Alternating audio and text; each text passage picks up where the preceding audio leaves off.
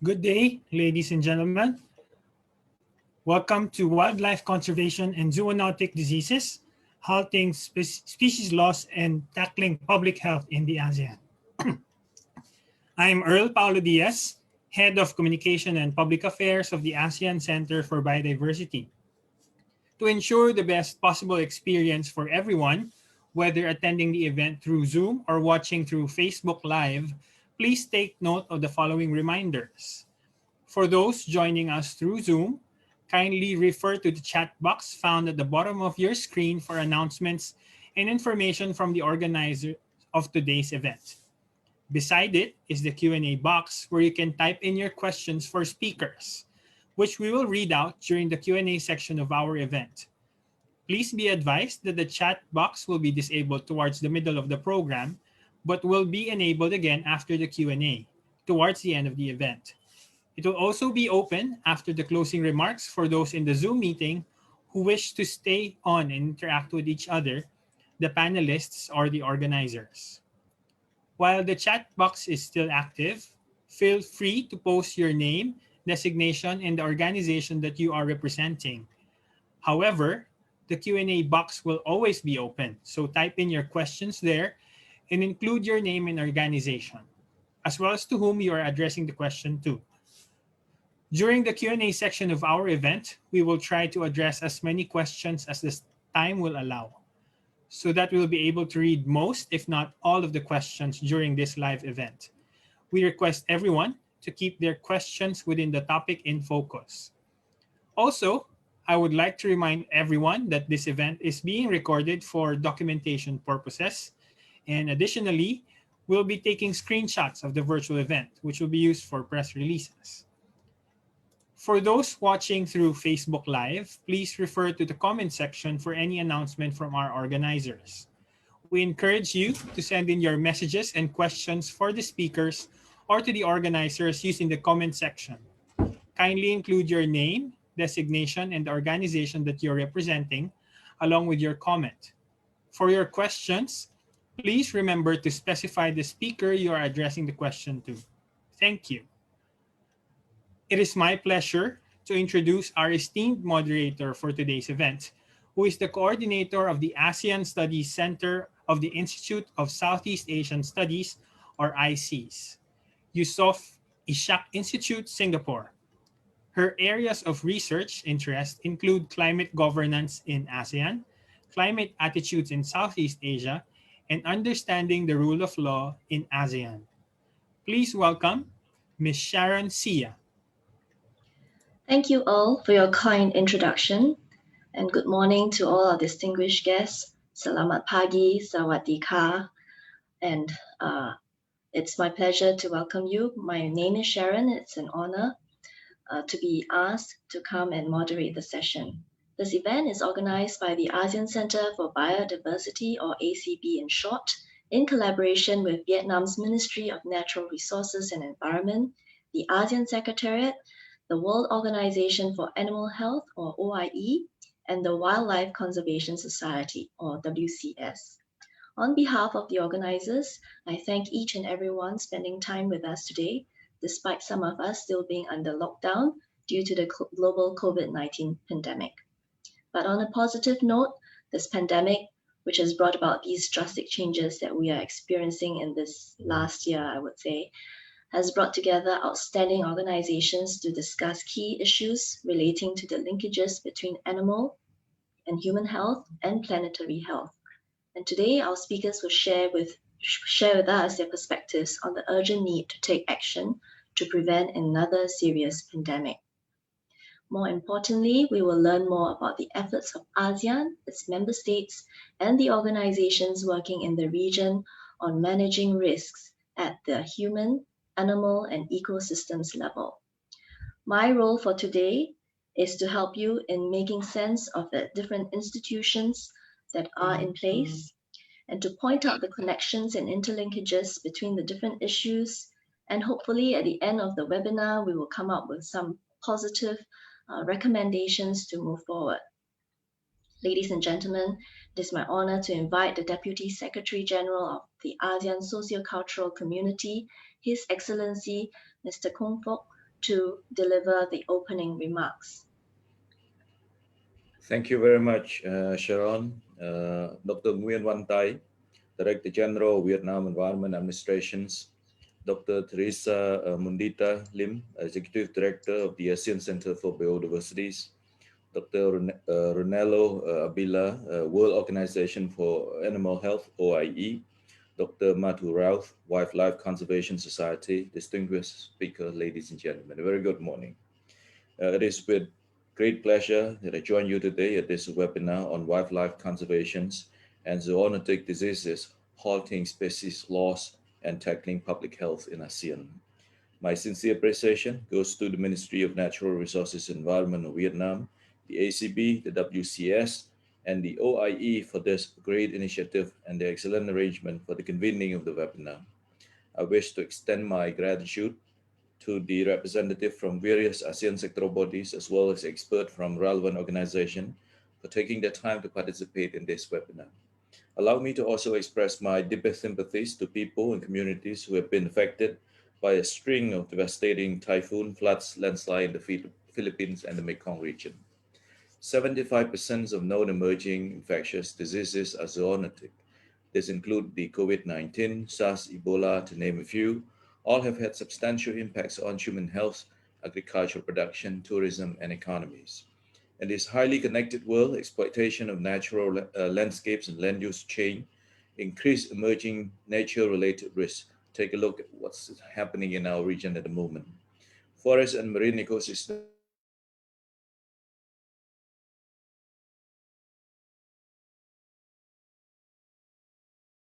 change. And as the planet heats up, climate change may then affect deviations in infectious disease transmissions patterns. Meanwhile, illegal wildlife trade remains ubiquitous problems in the region, contributing to the continuously harrowing decrease in populations of wild flora and fauna and emerging infectious pathogens. In the long run, such disruptions in our ecological system could provide opportunity for the emergence of zoonotic diseases, among others. A range the increased frequencies and speed of local and international travel, the increase in human-assisted movement of animals and animal products, changing agricultural practices that favor the transfer of pathogen between wild and domestic animals, and a range of environmental changes that alter the distributions of wild hosts and vectors, and thus facilitate the transmissions of infectious agents. 8 months have passed since the COVID-19 was declared a global pandemic. As we shift toward the new normal, ASEAN has attempted to consider forward-looking measures for a sustainable recovery toward achieving the Sustainable Development Goal. In line with Vietnam 2020 ASEAN Chairmanship themes of cohesive and responsive, the ASEAN leaders, through a series of discussion and commitment, such as the declaration of the Special ASEAN Summit on COVID-19, the ASEAN Strategic Framework for Public Health Emergencies, the ASEAN Comprehensive Recovery Framework, and Implementation Plan, agreed to further regional coordinations to combat the pandemic and chart a path to recover and build back better. In line with this, I would like to recall our action last May when the ACB and the ASEAN Secretariat had led the first ever ASEAN-wide discussions on the links of biodiversity and health to avoid future pandemic. To date, ASEAN is finalizing a scoping study on the interlinkages of health and biodiversity in cooperation with United Nations University International Institute of Global Health. This reflects well our regional approach on multi-sectoral, multi-stakeholder, and whole of ASEAN efforts in ensuring timely and effective response to the pandemic and effective recovery. The link between wildlife and human health are particularly complex, and therefore it should be addressed with coordinated actions. At the international communities, One Health has been known as a collaborative and transdisciplinary approach that recognizes connection between the health of people, animals, and the environment. To this end, the COVID-19 pandemic and its recovery should be seen as an opportunity to explore ways and leverage on our existing partnership and initiative toward a more collective and coordinated response to mitigate its multifaceted impact. On this, let me briefly share a few points. First, we should elevate our biodiversity conservation agenda at the regional, national, and local level and mainstream it across the relevant sector, not only in addressing COVID-19 and future pandemic, but also to strive for a better and more sustainable future as a whole. In this instant, we may explore the feasibility of adopting the One Health approach, which offers a holistic pathway for biodiversity mainstreaming in our post-2020 biodiversity framework and broader sustainable development agenda. Second, individuals and communities play a critical role in this endeavor. Therefore, it is important to bring about behavioral change and a transformative shift in how we perceive and treat our natural environment and wildlife by, among others, integrating bioliteracy, wildlife trade, and wildlife farming or animal handling in our daily lives, such that we can enhance our understanding on the apparent links between animals and human health, including on the areas of wildlife habitat protection, wildlife trade, zoonotic, and emerging infectious diseases. Third, with business as usual, ASEAN natural capital is estimated to continue to disappear. We need to recognize the value of sustainable natural capital investment in promoting the health and livelihood of ASEAN people and ASEAN pursuit of the SDG and economic development.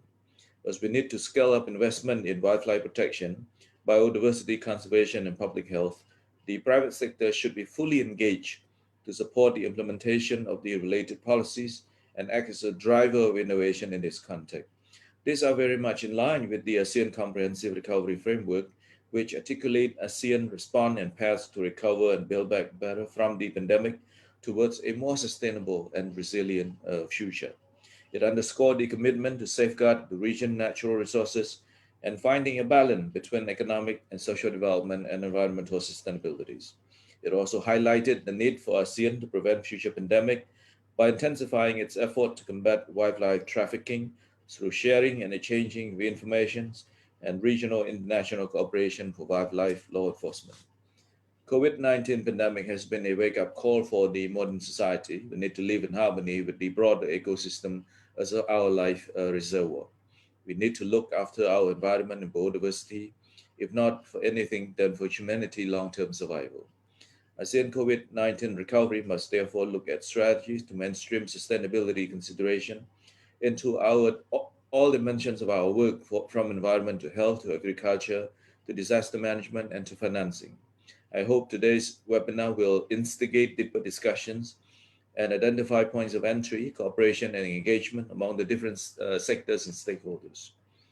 Only by joining forces, we can tackle the common environmental crisis of our time and ultimately build a greener and nature-positive world. I hope you are all staying well and healthy, and I wish the webinar fruitful deliberations and outcomes. Thank you. Thank you, Your Excellency. And next, we have the privilege to hear from the Director General of the Vietnam Environment Administration, Dr. Nguyen Van Thai. Dr. Nguyen is also the chair of the ASEAN Senior Officials on the Environment. Let us welcome Dr. Nguyen Van Thai.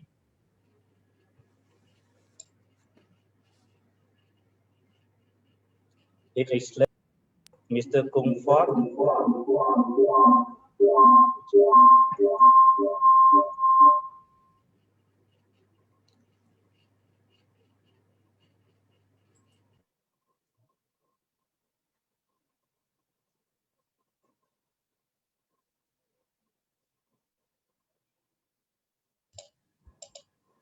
Dr. Nguyen, you have to turn on your video, sir.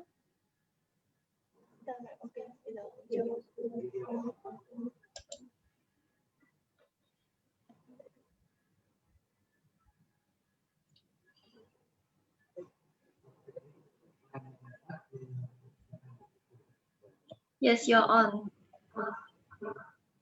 His Excellency,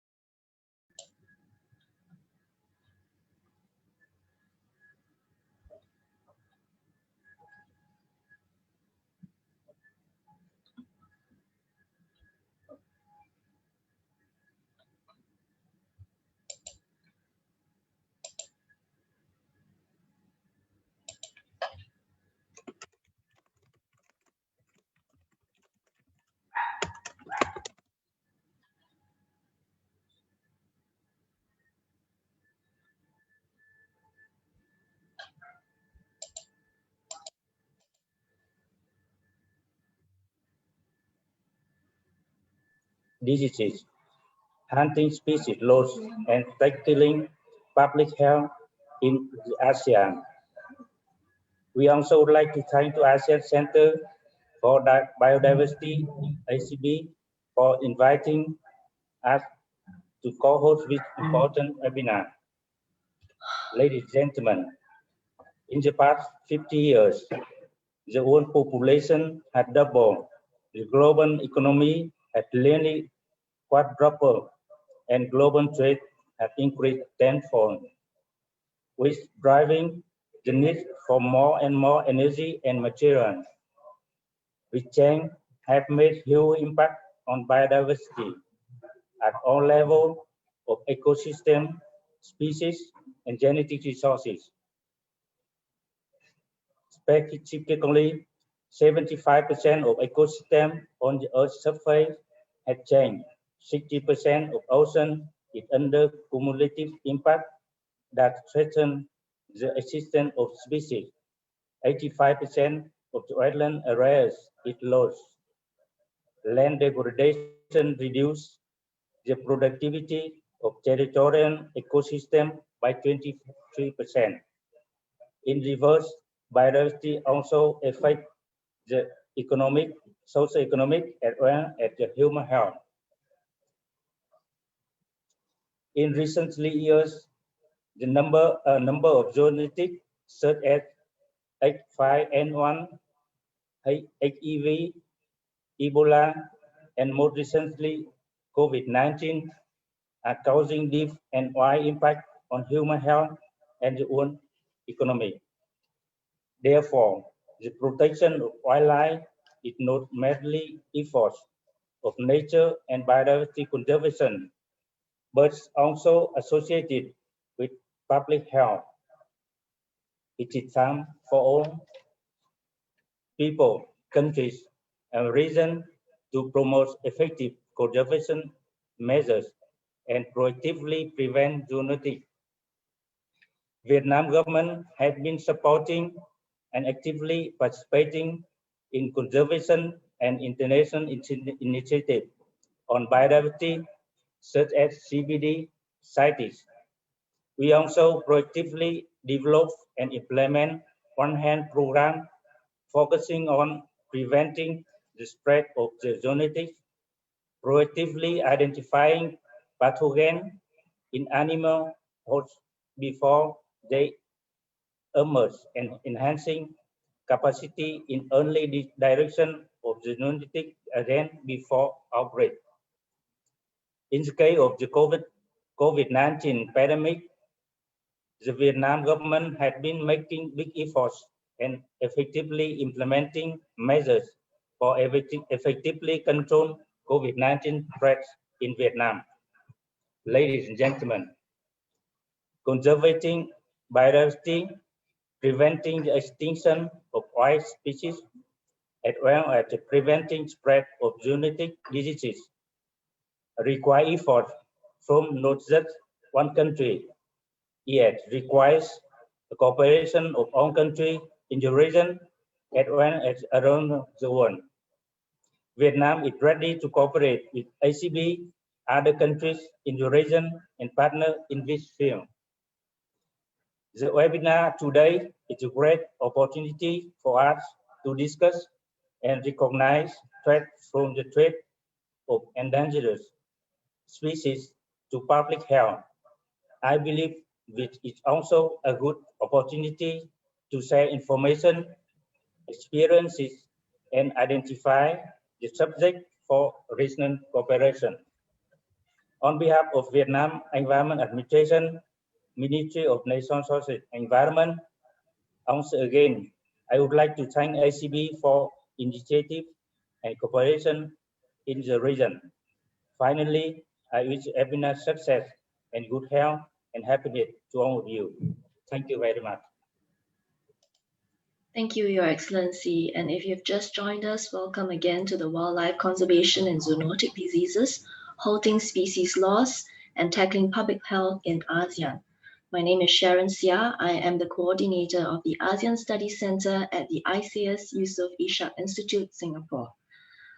We have now heard from His Excellency Kong Fook and Dr. Nguyen Van Thai, and now I'd like to invite Dr. Theresa Mundita Lim, the Executive Director of the ASEAN Center for Biodiversity, to deliver her message. Dr. Lim, please.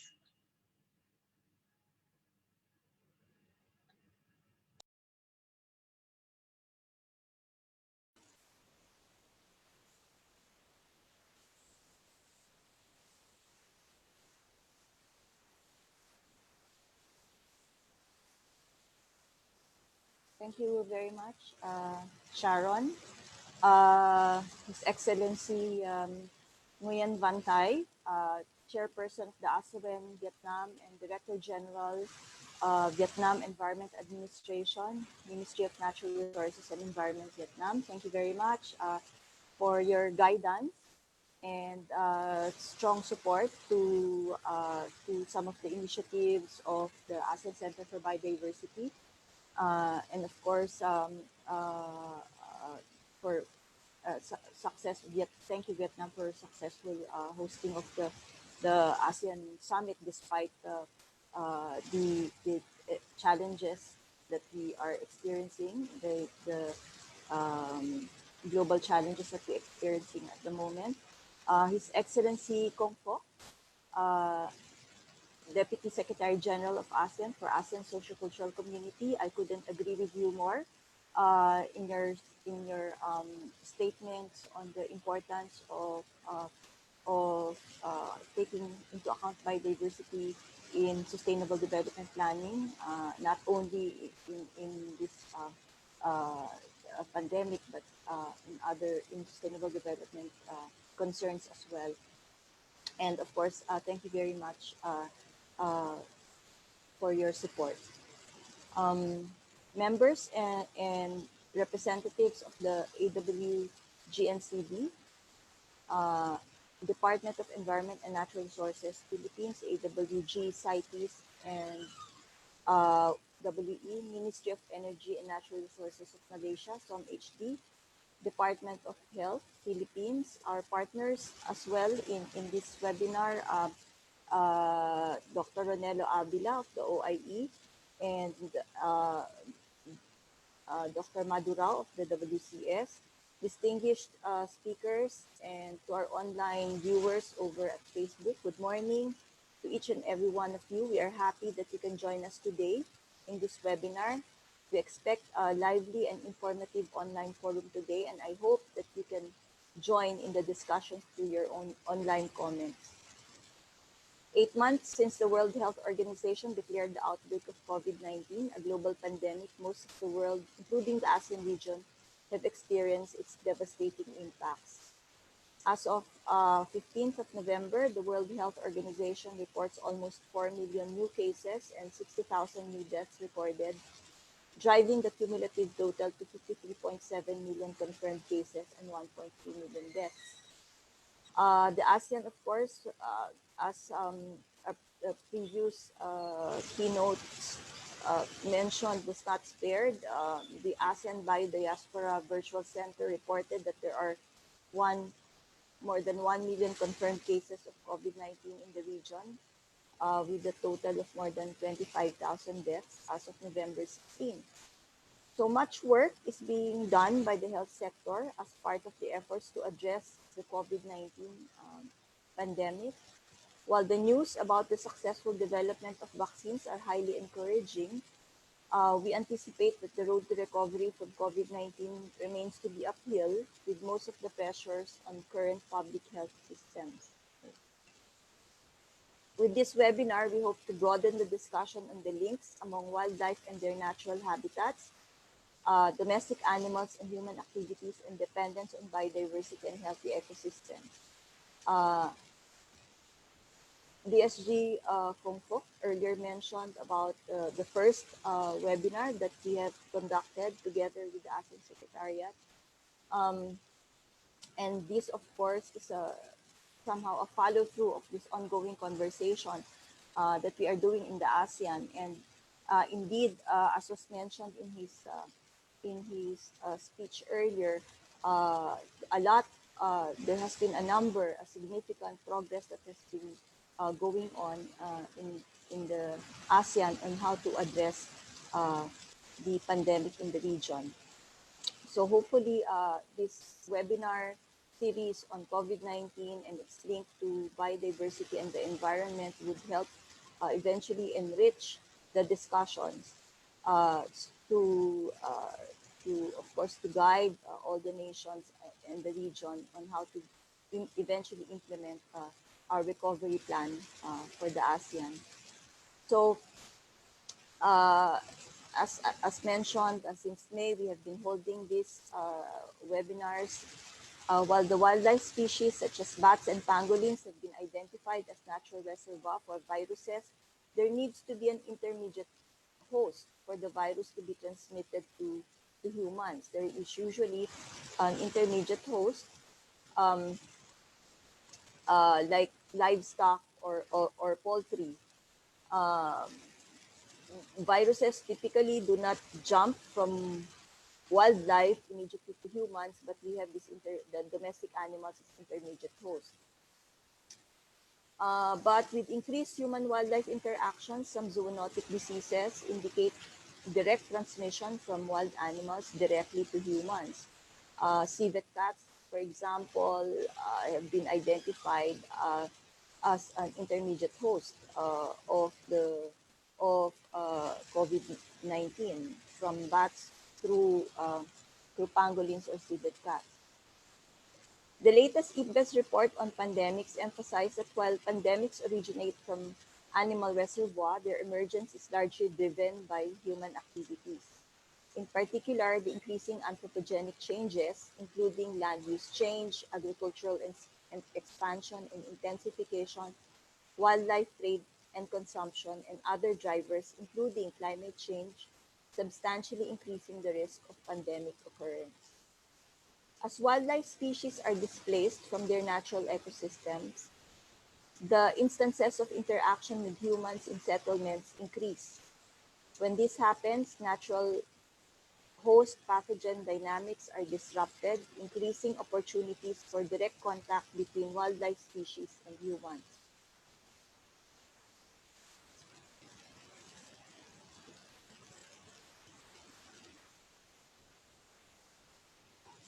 The latest IPBES report on pandemics emphasized that while pandemics originate from animal reservoir, their emergence is largely driven by human activities. So as wildlife species are displaced, okay, in the screen in front of you, like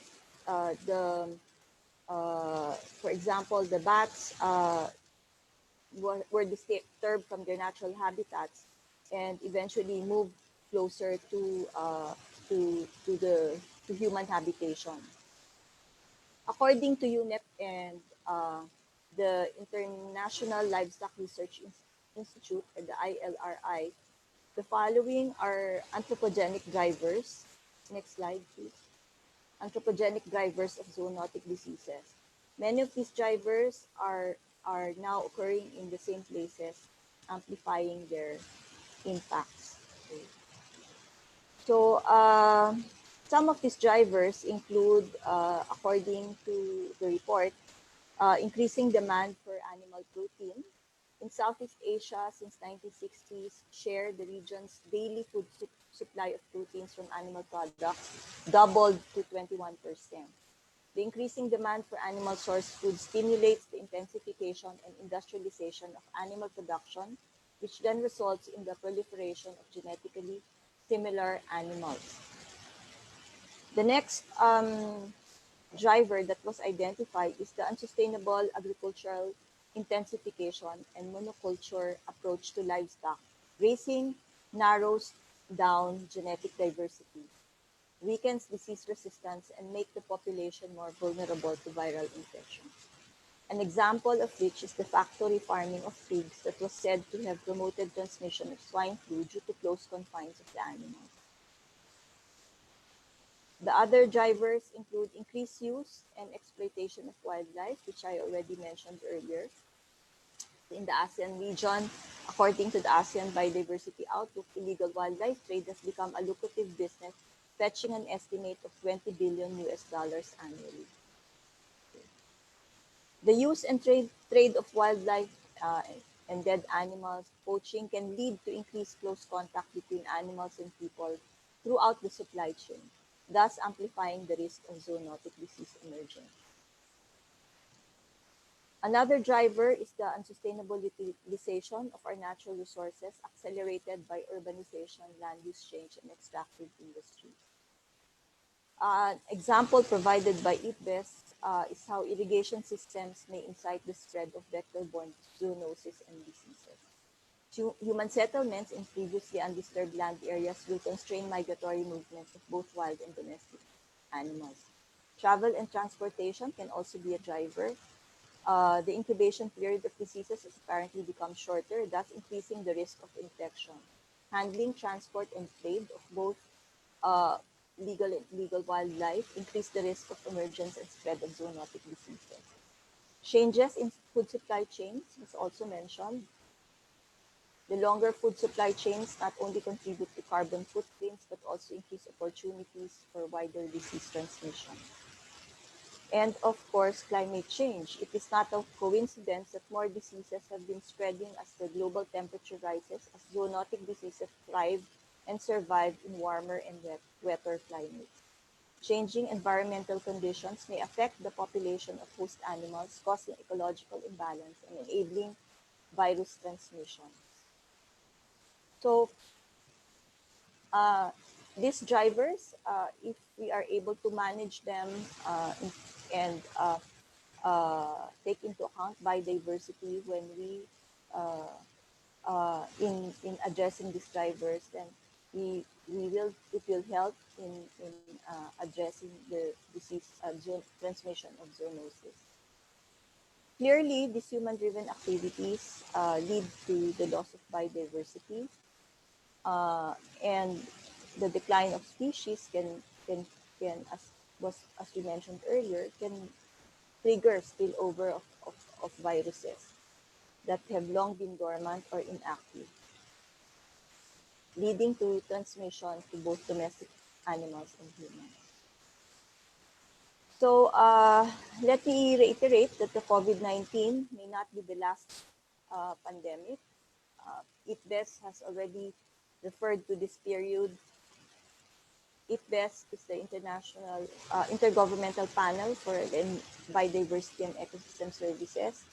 Has referred to this period as the era of pandemics. There are around 1.7 million unidentified viruses believed to still exist in mammals and water birds that can infect people. The risk of pandemics is real, and with more than 5 new diseases emerging in people in human populations every year, any one of which has the potential to spread and become a pandemic. So we really need to not only address this current pandemic, but to learn from it and eventually also address prevent future pandemics from occurring again. Curbing the risk of these future pandemics would entail the reduction or complete halt of destructive practices and the promotion of more nature and biodiversity-friendly mindset and lifestyle. The most urgent measure that we must undertake is of course, protection of our protected areas as habitats of wild animals, halting overexploitation and the unsustainable use of resources, especially in high biodiversity regions like the ASEAN. To reduce wildlife, livestock, human contact, and help prevent spillover of novel pathogens. We recognize that the various drivers of biodiversity loss and disease transmission, as well as the vital role that each of us play in nature, conservation is a crucial step in curbing the risk of pandemics. Ensuring ecosystem integrity and species interaction is at the heart of the One Health concept, a systems framework that highlights the relative significance of both public health and animal health, and non-dominant sectors such as biodiversity, environment, agriculture, and land management. It is clear that more research is required to establish causality of environment health leakages, building capacities of different stakeholders towards the pertinence of the approaches, and that addressing this require active interventions from environment and biodiversity, and that the role of preventing, although biodiversity is an important component, the the the role of protecting the environment and biodiversity is not confined to the environment sector or biodiversity sector alone. And thus, we need to encourage the involvement and the active participation of our partners in the livestock and the health sector. So, there globally, there's we have the biodiversity framework, that is the post 2020 biodiversity framework, that is being prepared at the moment and negotiated. And the importance of healthy and resilient environments for health and people is being underscored across different stakeholders and policy forums. So it is a good time to invest in this bold initiative that link environmental management, biodiversity protection, nature with human well-being. The other opportunity is that both the WHO and the CBD are already pushing for a whole of government and whole of society approach, especially in tackling public health related issues. As a regional hub for biodiversity, we at the ASEAN Center for Biodiversity remain steadfast in our role to encourage discussions in the region on the development of a One Health approach. One of our main thrusts, of course, is mainstreaming biodiversity, and we are happy that the 10 ASEAN member states, the ASEAN Secretariat, to work, we have to work with the ASEAN member states and the ASEAN Secretariat to support the adoption of the One Health approach, and as well as at the moment the recently adopted recovery plan, pandemic recovery plan by the ASEAN member states.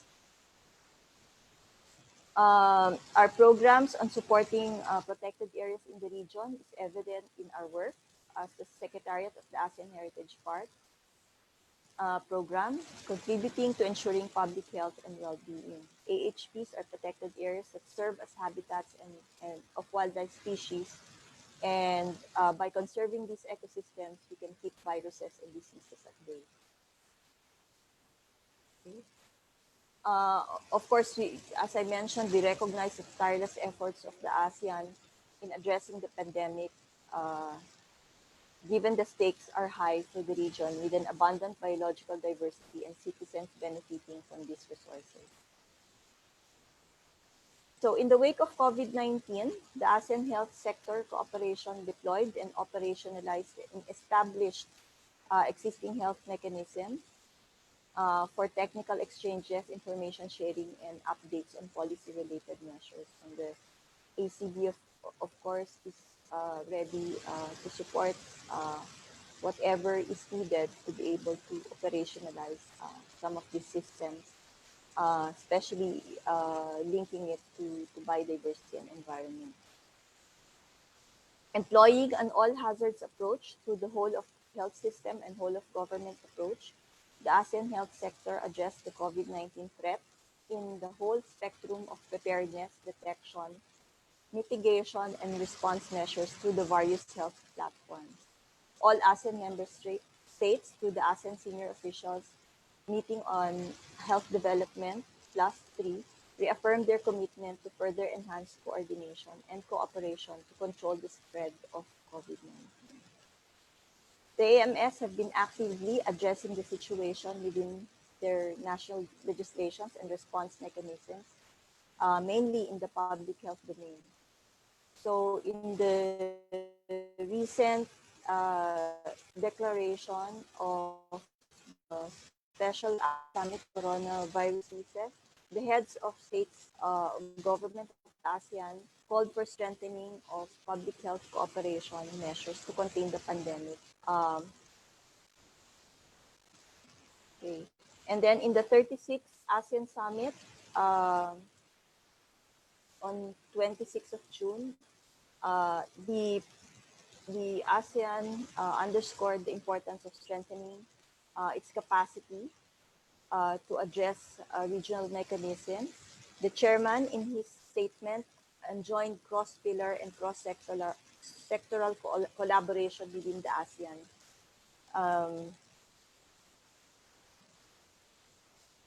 To ensure a collective and coordinated regional response. And last week, I already mentioned the ASEAN Comprehensive Recovery Framework and its implementation plan.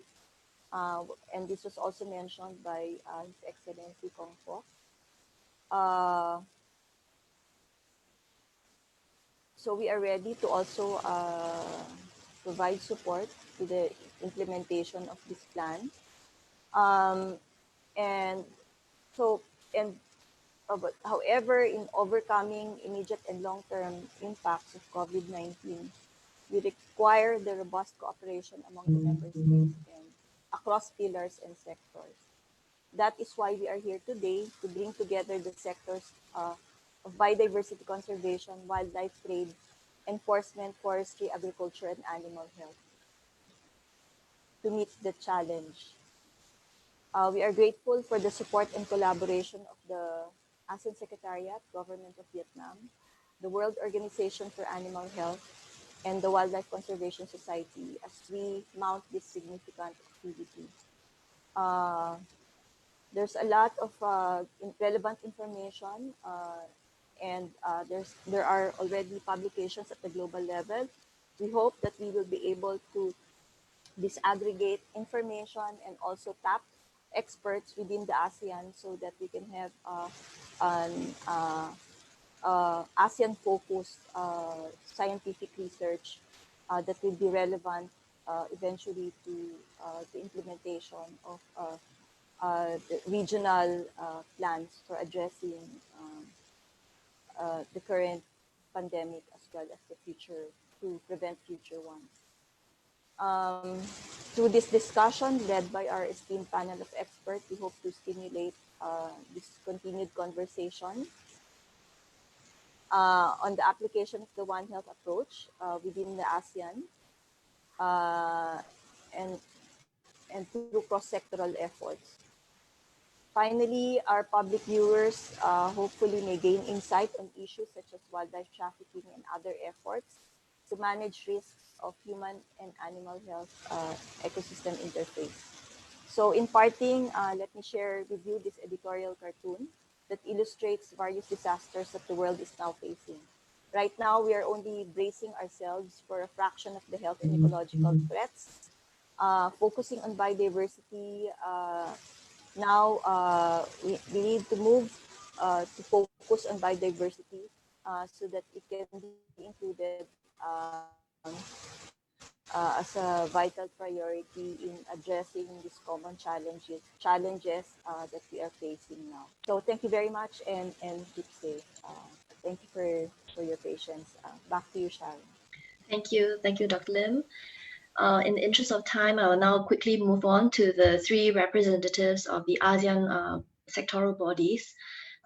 So first, let's listen to Attorney Teresa Tenazas from the Wildlife Resources Division of the Biodiversity Management Bureau of the Philippines. She is the representative of the ASEAN Working Group on Nature Conservation and Biodiversity in the environmental sectoral. In the interest of time again, I would like to request that our speakers please keep to your presentation to 3 minutes.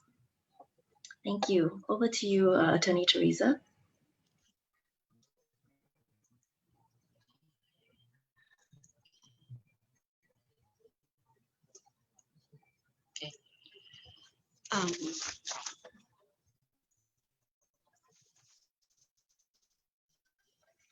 His Excellency, Kong Fook, Deputy Secretary General.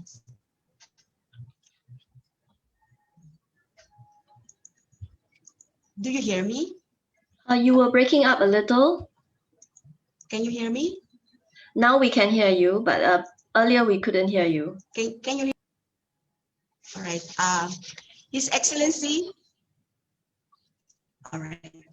His Excellency Kong Fook, Deputy Secretary General of ASEAN for ASEAN Socio-Cultural Community Group on Nature Conservation and Biodiversity, and all our online participants and public viewers, good morning. I am Teresa Tenazas from the Biodiversity Management Bureau, the Department of Environment and Natural Resources, and I am representing Assistant Secretary Ricardo Calderon as Chair of the ASEAN Working Group on Nature Conservation and Biodiversity. Allow me to present the ASEAN initiatives and commitments in wildlife conservation and preventing loss of species. First, integrated efforts among various fields adopt a One Health approach. The AWG-NCB is envisioned to be a platform to strengthen collaboration among member states on biodiversity. With the ongoing pandemic that has claimed the lives of thousands and seemingly increased reports of virus mutations. I'm sorry, Teresa. I think you're breaking up. Animals, there is an even greater need to elucidate how environment. Teresa, I think you are breaking up. Am I better now? Now, yes. Am I okay now? It might help All if you turn off your video so that the streaming is All right. smoother. Yeah. All right, I will. Okay. Second, declaration of ASEAN Heritage Parks. The ASEAN Heritage Parks program was established to recognize national parks and nature reserves with outstanding wilderness and biodiversity values.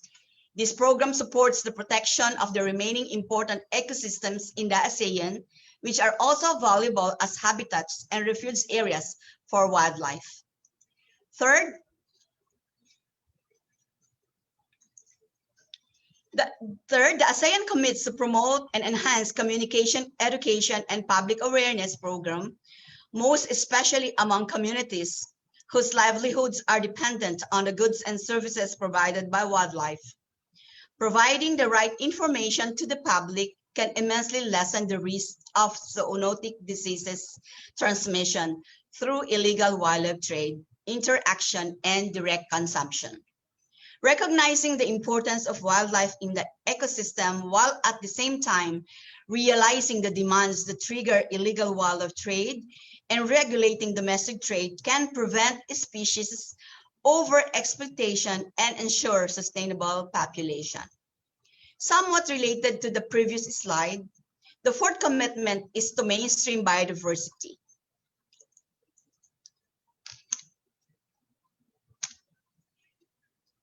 This needs a change in mindset and behavior and having a deeper concern for the environment in every decisions. The COVID-19 pandemic has greatly changed our lives and we are now transitioning in the so-called new normal. Hopefully, this would be a better normal. Mainstreaming biodiversity includes recognition of sustainable environment-friendly / biodiversity-friendly enterprises. These technologies that produce these livelihoods by and for the community lessens nature footprints, but need support from the government and private sectors. In the ASEAN Comprehensive Recovery Plan, integrating biodiversity into business practices is an integral part of pilot implementation of the ASEAN EU Natural Capital Program. Lastly, the ASEAN commits to enhance the further strengthen regional cooperation in addressing concerns on conservation and biological diversity. To ensure effectiveness of actions, regional cooperation should include extensive collaboration with international organizations, private sector, academia, and the civil society. Engaging these sectors warrants interconnectivity, highlighting the importance of nature-based solutions to prevent pandemics in the future.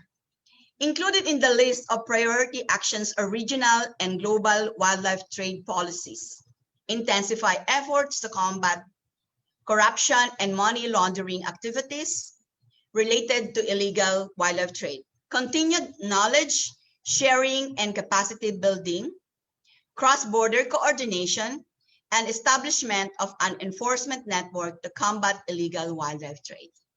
In closing, and as the AWG-NCB was envisioned, strengthen cooperation among nations and recognition of how intricately interconnected are the human, animal, and ecosystem health are, can we be effective in preventing future pandemics and continued wildlife loss? Thank you and have a good day. Thank you, Attorney Theresa. Thank you for sharing on what the AWG and CB is doing. If you have missed what I mentioned earlier, one of the roles that I have is institutional sense making, and we've invited the representatives of the three working groups to come and make a presentation so that we understand where the overlaps are. And next, we have a message from Ms. Farah Shamin Muhammad Ashray. She is the Undersecretary of Forestry Management, Ministry of Energy and Natural Resources of Malaysia, and also the representative of the ASEAN Working Group on the Convention on International Trade in Endangered Species and Wildlife Enforcement. She will be delivering via a video message. Assalamualaikum and a very good morning to all of you. Ladies and gentlemen, this time Malaysia is holding the chairman and AWG CITES and WE until the next meeting in Myanmar, which we hope could be held in April 2021. The pandemic has caused global human and economic impacts and signals a strong call for us to collectively give more attention and seriously manage the risk of future zoonotic diseases.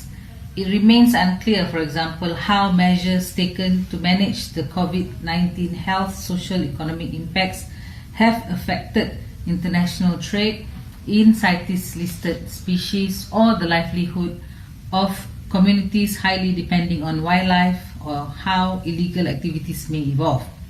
We, the MS, play an important role in the global front because we are a biologically mega-diverse region.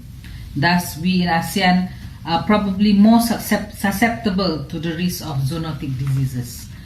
Ladies and gentlemen, AMS may introduce measures that are stricter than that which is set out by the convention, since trade in CITES-listed species within a country is governed by the relevant laws that in particular countries. ASEAN member states should also seek to better monitor the effects of pandemic on scientific research and decision-making processes related to the trade in CITES-listed species. This will be the key to pave the way for future decisions such as species and in response to the emergence of zoonosis. We must acknowledge through our actions that this matter is a multi-sectoral and does not only lie within the ambit of illegal wildlife trade but also local domestic value chains. AWG CITES and WE in 2019 has produced the ASEAN guidelines for detecting and preventing wildlife trafficking.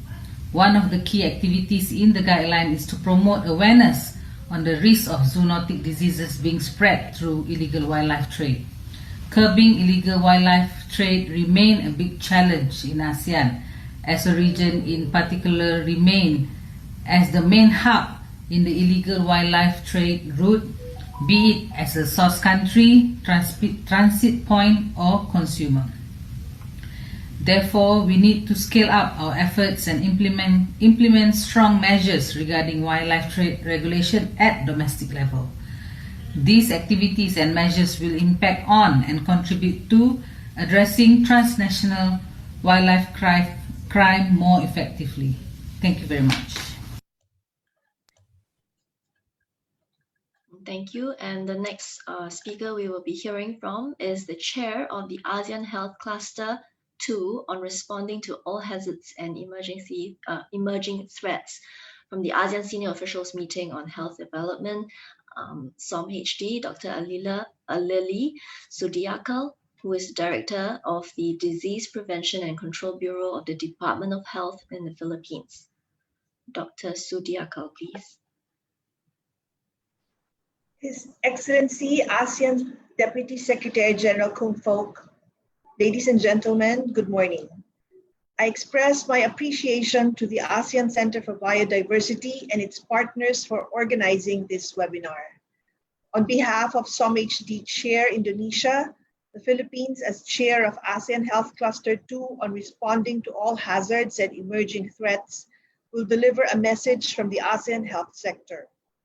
We wish to share that the ASEAN health sector has sustained its efforts in strengthening resilient health systems to be prepared and to be responsive to all hazards, including the prevention, detection, and response to re-emerging infectious diseases and pandemics.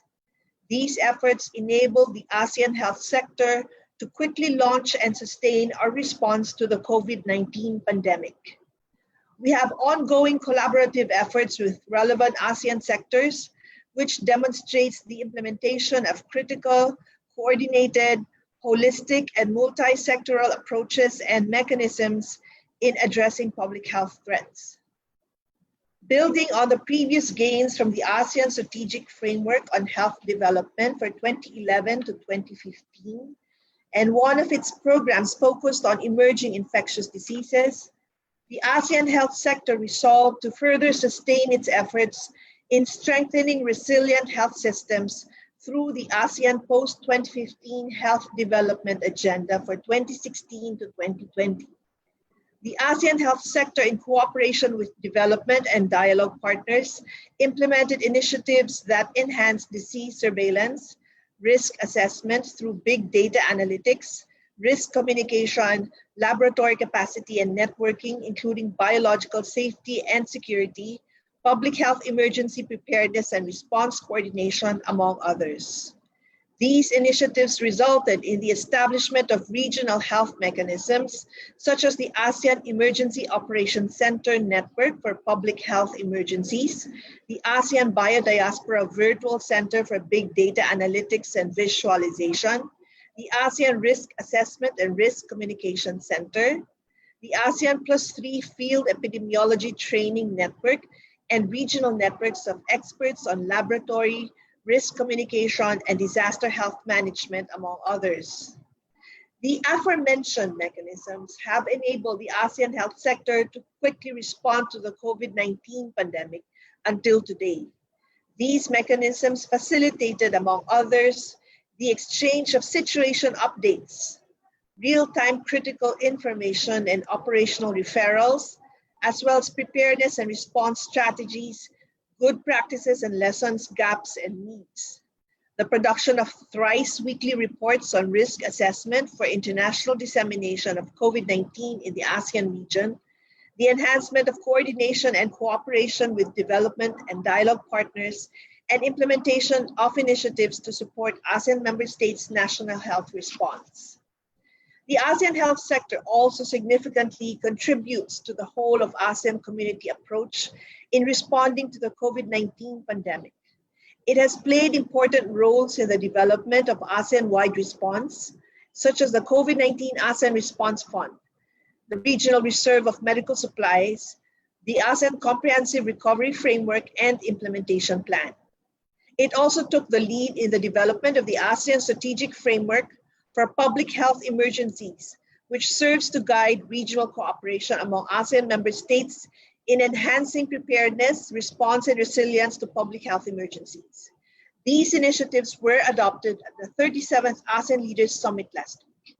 In addition to these initiatives, the ASEAN health sector is also finalizing the establishment of the ASEAN Center for Public Health Emergencies and Emerging Diseases, which will serve as a single regional entity to fully coordinate measures in the prevention, preparedness, detection, and response to public health threats, including pandemics. The establishment of the center is guided by a feasibility study conducted in July to October 2020 with the support of Japan.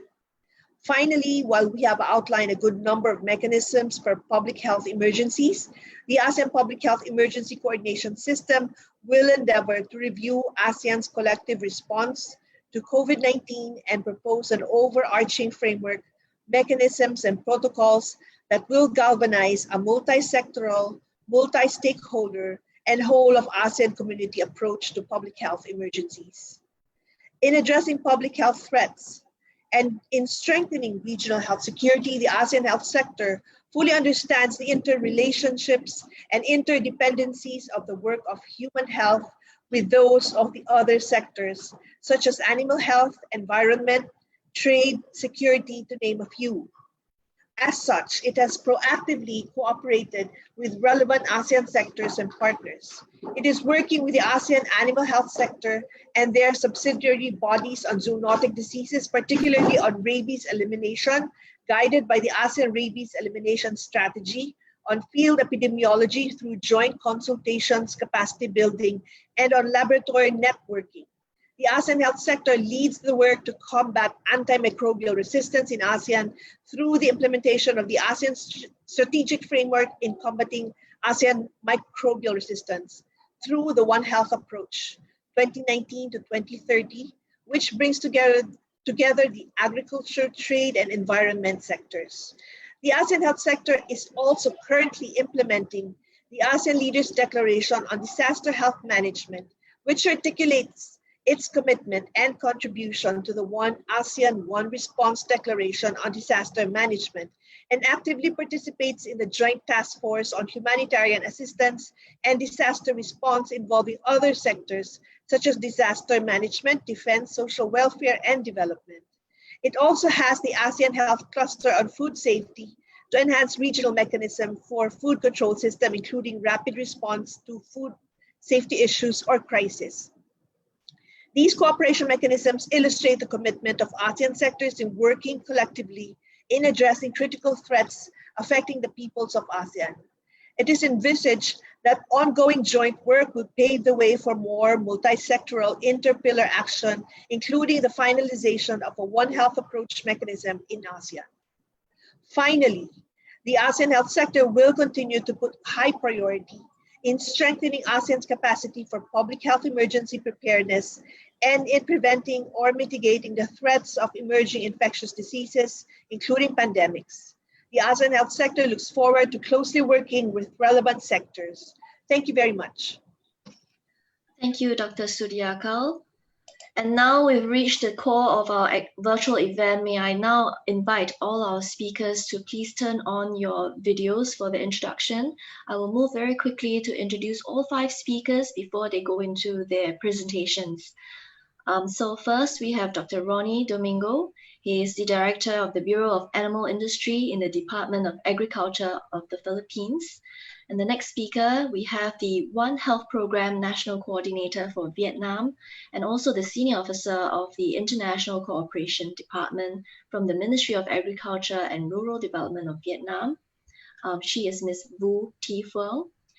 And the third speaker will be Dr. Tikiri Priyanta Wijayatilaka, the Antimicrobial Resistance Technical Officer of the World Organization for Animal Health OIE, sub-regional representation for Southeast Asia, and he's based in Bangkok. Dr. Tikiri is a veterinary surgeon who specializes in applied epidemiology and coordinates the One Health efforts of the OIE. And then representing the World Health Organization, we have the regional advisor, Dr. Gyanendra Gongal. And Dr. Gongal is also a vet who has been working with the WHO since 2006. He is an active member of the regional tripartite group comprising the Food and Agriculture Organization, the OIE, and the WHO in the Asia Pacific, advocating the operationalization of One Health in tripartite platforms since 2010. And the One Health tripartite platforms have actually helped to promote better understanding of intersectoral collaboration for addressing emerging infectious diseases, including zoonosis, antimicrobial resistance, and food safety at the human and animal interface. And then last speaker, last but not least, from the Wildlife Conservation Society of Indonesia is Ms. Sophie Madia. She is the Wildlife Trade and Policy Program Manager. Her work is focused on supporting the government in countering illegal wildlife trade through strengthening law enforcement and policy reform support. And she has more than 15 years of experience in forest and wildlife policy and governance issues in Indonesia. We will now get started with Dr. Domingo. The floor is yours, Dr. Domingo. Thank you very much, Sharon. Is my audio clear? Yes, your audio is clear. Okay. May I request that you please click the slides for me? Okay. Thanks to Dr. Lim, our Executive Director of the ASEAN Center for Biodiversity. Thank you for the invitation. And of course, to Dr. Nguyen Van Tai for our host for this webinar, and His Excellency Kung Kwok, our Deputy Director. Thank you very much also to our online participants, our panel members, and our guest experts. Allow me to share some thoughts about this topic from the Philippines. Next slide, please. The Bureau of Animal Industry is the national competent authority in veterinary services in the Philippines. And as the director, I serve as the chief veterinary officer. And this bureau, in partnership with other organizations in the Philippines, is the lead agency in the prevention, control, and eradication of endemic and transboundary animal diseases. Next slide, please. Dr. Lim has presented a while ago the drivers for disease outbreaks, and I will go quickly through the slides. And I listed here the mass movement of humans and animals, intensified animal production, microbial mutations, and other factors. Next slide, please. In the Philippines, we have a growing population. We have now more than 100 million Filipinos. And as you increase the country population, you have the problem of increasing your food production to feed these citizens. Next slide, please. In epidemiology, we have this epidemiologic triangle. The balance of the three, the environment, the agent, and the host, affects the occurrence or non-occurrence of the disease. So with the increasing population, we have the number of hosts increasing. And to feed this 100 plus million Filipinos, we have to change our production system to produce more protein for them. And again, you are causing the increase of the hosts that can trigger the occurrence of the diseases. Next slide, please. Dr. Lim mentioned about the changing production systems and the problems with nature, the uncontrolled behavior of human beings could destroy the ecological balance, and of course that this can result to ecological dislocation, disturbing the wildlife population and forcing them to stay or to migrate somewhere else. Next slide, please. You know, in the Philippines, we have about 20 typhoons entering the Philippine area of responsibility. And 10 of these 20 typhoons would hit Philippine soil. And yearly, this is our problem. And recently, we are managing the very strong tropical depressions that hit our country. And these two causes the occurrence of diseases, including zoonotic diseases. So next slide, we learned that the threat is constant and disease freedom is not permanent. So that's one thing that we learned through the years. Even though we have updated responses to our response mechanism, we can say that disease freedom is not permanent. Next slide, please. So if we have this outbreaks, especially zoonotic diseases, diseases transferable from animals to humans, we have this unwanted results, clinical illness in both animals and humans, monetary loss, adverse effect on the morale of personnel, especially those engaged in handling animal or human diseases. Of course, your country will get this unfavorable publicity. Number 5, we have also medical legal implications. And number 6, as you try to increase animal production, the diseases can reverse your targets, and there will be a reduction in animal productivity.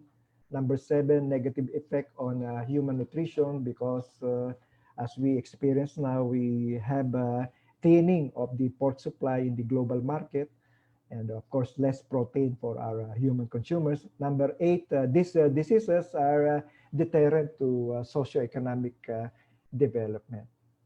One click, please. Since there is no zero risk, prevention and mitigation measures are crucial. So in the Philippines, next slide, please. We start with the animal production systems. We continue to upgrade the existing current animal, livestock and poultry production systems in the Philippines, and we have established these good animal husbandry practices for adoption by the local farmers in the Philippines. One of the features of this Philippine GAHAP, or good animal husbandry practices, we, as much as possible, we separate one animal species from the others. This means you cannot combine wildlife and domestic animals in one location. That's just one of the key features of the GAHAP manual that we are distributing in the Philippines. Next slide, please. And in partnership with the World Organization for Animal Health, we are participating in the various activities that will strengthen the veterinary services. So we have invited experts from the appropriate panel groups of OIE to come to the Philippines and evaluate our veterinary services. I think we have received 2 missions from OIE. Next slide, please. In 2009, we had this problem with the Ebola response. This was an old issue when reported by the United States when they imported the monkeys from the Philippines. And then in 2009, there were detections, and the Philippine government was responsive to the call of the various sectors to manage the problem. So this one is coming from the wildlife sector, and it was reported that the suspect source of Ebola was from bats. How the bats infected the monkeys, the pigs, and the caretakers, that's another story. So that's the importance of closely monitoring the interaction between wildlife and the domestic livestock and poultry production. So in response, the government did several interventions. Next slide, please. We implemented the bat surveillance. Next slide, please. So I listed here some of the measures we employed in the Philippines. We maintained the interagency coordination between the different government agencies, from the wildlife sector, human medicine, veterinary sector, in order to create an effective response to this zoonotic disease.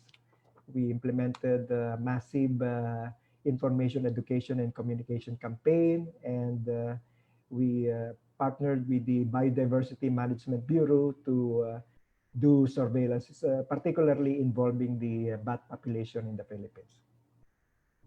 Next slide, please. Through these experiences in the Philippines, we created the Philippine Interagency Committee on Zoonosis.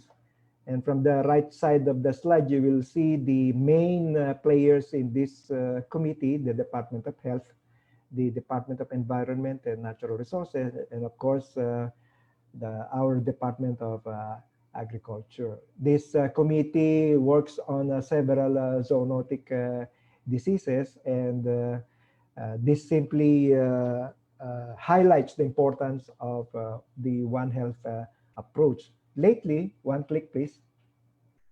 Lately, the President this year created the National Task Force on Animal-Borne Diseases. And again, this is a multi-agency collaboration to address the issue with zoonotic diseases.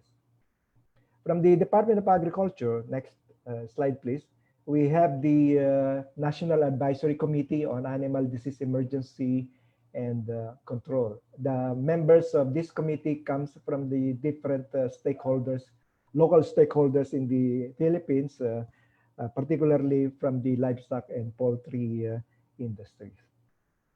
As we do our management intervention for these zoonotic diseases, we have to strengthen the laboratory services in the Philippines, and we do this locally, and we also partner with international agencies to develop the local laboratories. Lately, the Defense Threat Reduction Agency of the United States provided grants to the Philippines to construct at least six regional laboratories in the Philippines.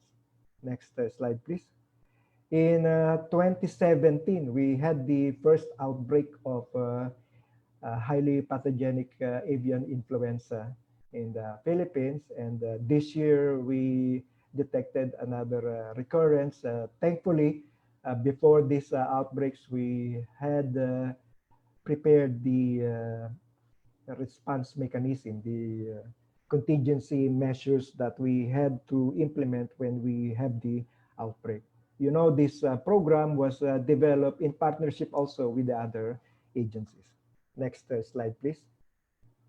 And through the sufficient adequate preparations done, when the outbreak occurred, we were able to immediately mobilize other sectors, including the military. For the 2017 avian influenza outbreak, we mobilized around 300 soldiers to do the immediate depopulation. Next slide. And last year, we had this, towards the end of 2019, we had this first African swine fever outbreak. As of today, we have depopulated 361,000 animals. These are the reported depopulation activities from the government. Next slide, please. The next slide would show you the evolution of the ASF response framework. From Africa, we heard that this was traced to the ticks and the wildlife population, and we are also attentive to these lessons from other countries. Next slide, please. This year, we are involving the state universities in the Philippines to be involved in the surveillance of zoonotic diseases. We call this the Center for Transboundary Animal Diseases, or CENTRAD. Next slide, please. We are repopulating our quick response teams distributed in different parts of the country. We are updating the names and the numbers so that we can respond effectively to our local disease problems. And for the last slides, I listed here the summary lessons.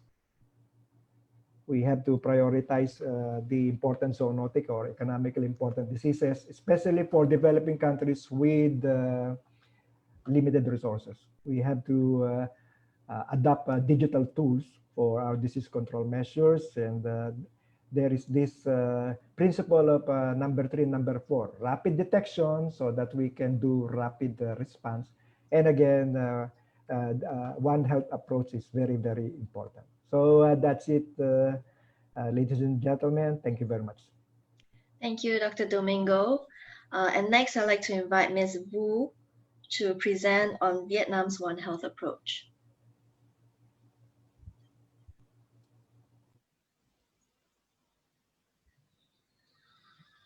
Ms. Wu? Yes.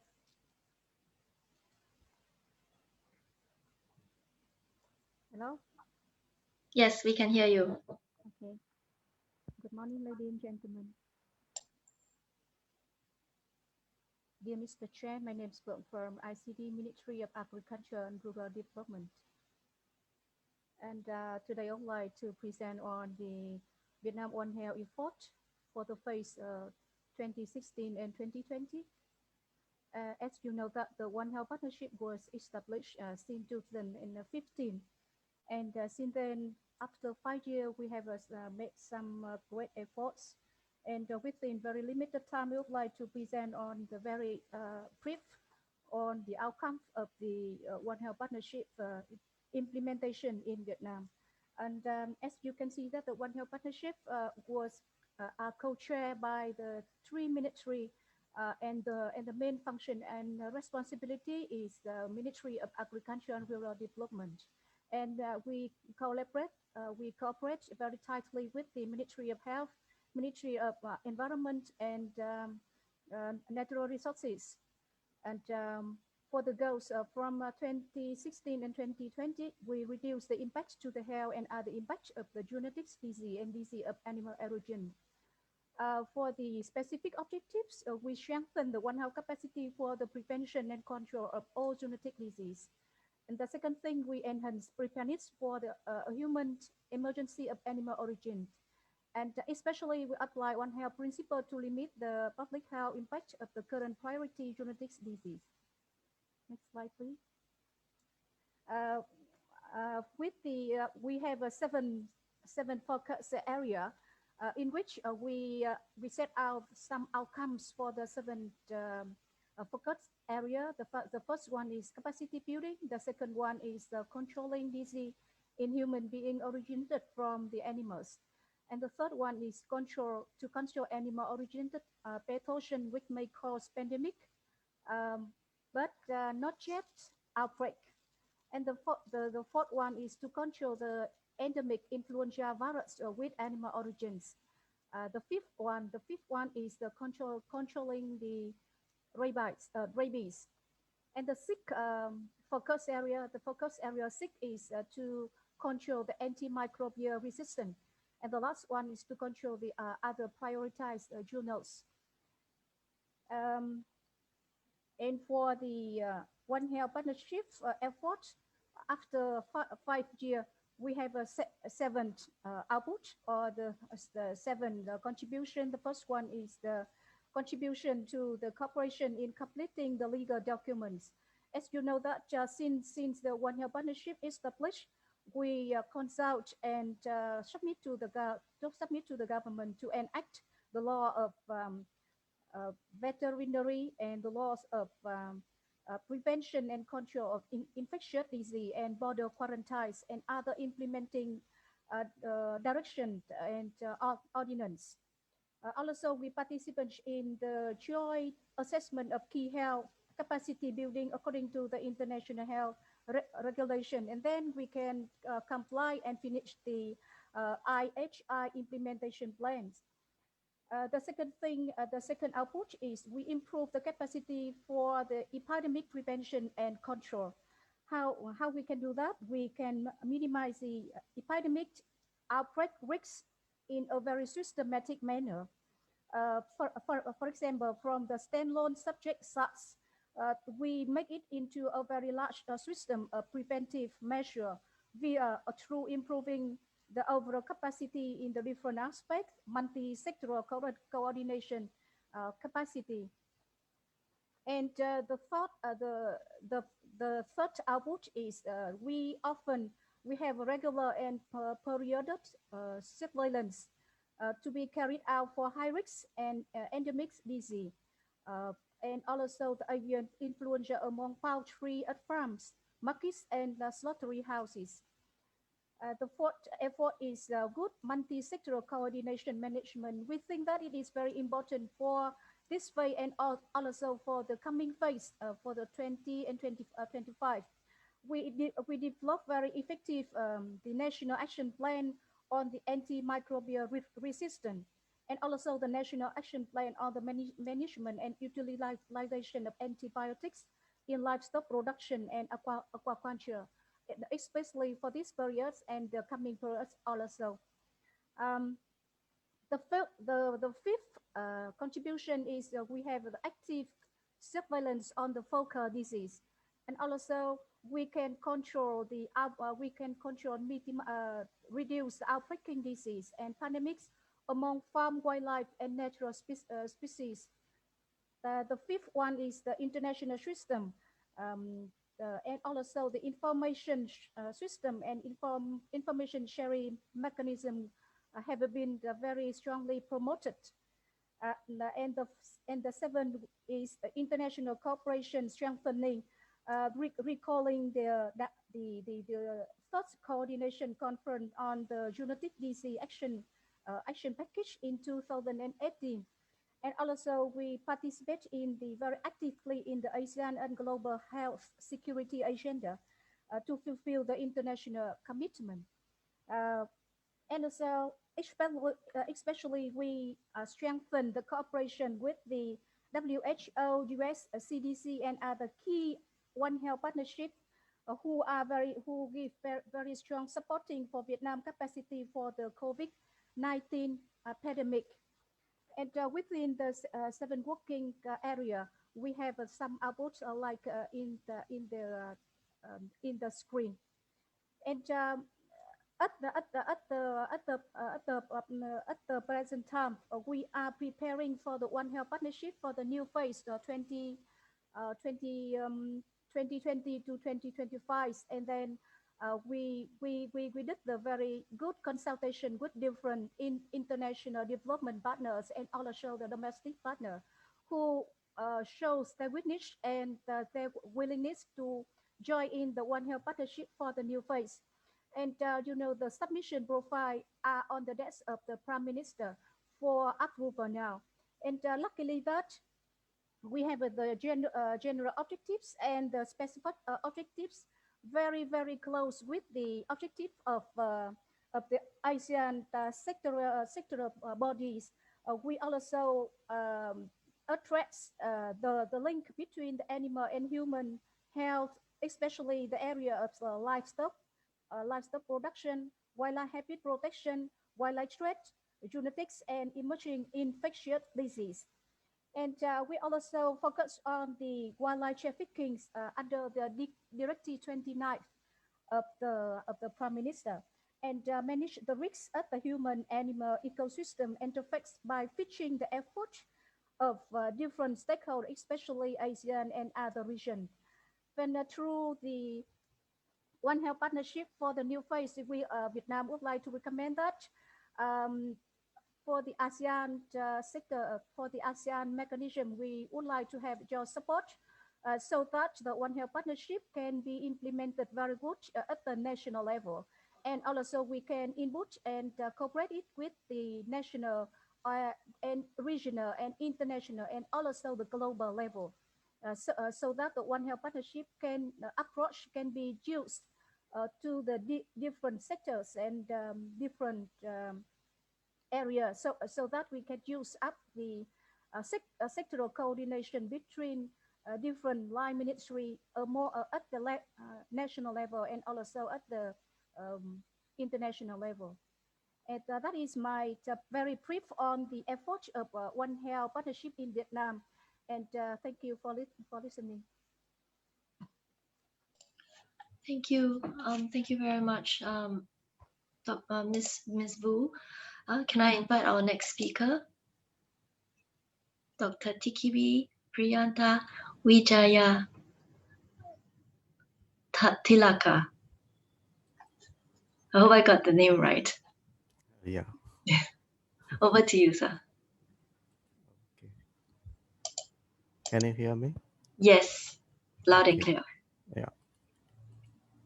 Okay. Thank you very much, ACB, for giving us this opportunity.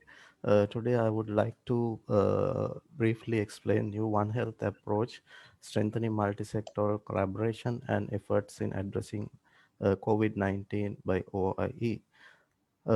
This is the outline of my presentation. I would give very brief introduction to what is OIE, then OIE incident management approach, then new tools related to COVID-19 and OIE wildlife activities.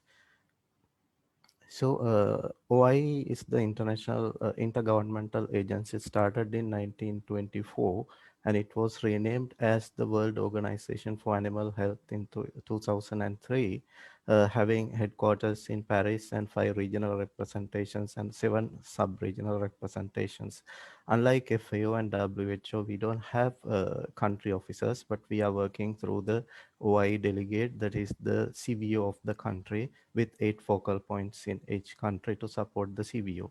So this is the distribution of 182 OI members in the world in different regions. So this is the strength, the multi-sectoral collaboration of OIE, WHO, and FAO. This engagement starts way back in 2010. Then in 2018, the MOU was signed between 3 organizations, FAO, OIE, and WHO. And in the future, UNEP also will join hands in certain activities to implement at the global level. So you can access this document through the link I provided. So this is some of the regional activities conducted by the regional tripartite. So this tripartite mechanism operates very well at Asia Pacific region as well. So we every month we used to have meetings to discuss the issues and ongoing activities. So this is the last regional meeting we had in 2020 July in Bangkok. So this is the other approach we adopted, the IHR PVS bridging workshops. In some of the countries, this was already conducted to see the capacity of intersectoral collaboration between human animal sectors. Then what are the new tools? As a support for the fight against COVID or management of COVID by WHO, OIE also has actively engaged in COVID management activities. This is the web page of COVID-19 portal of OIE. It provides OIE response, the questions and answers, events occurred in animals, then expert groups and guidelines, media resources, etc. So this is the support documents provided by OIE to understand COVID situation well and how the animal health sector and wildlife can work together in supporting of management of COVID-19 pandemic.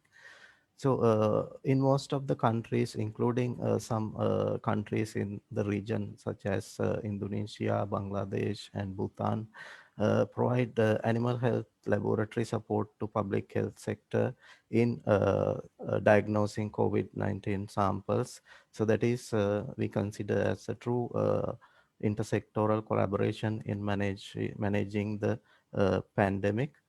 So OIE provides guidance for laboratory diagnostic facilities, as well as working with farm animals and working with wild animals in the under the situation of uh, COVID pandemic, how to take samples and all these things are provided in these guidelines. So then this would be the future approach of OIE on wildlife health management.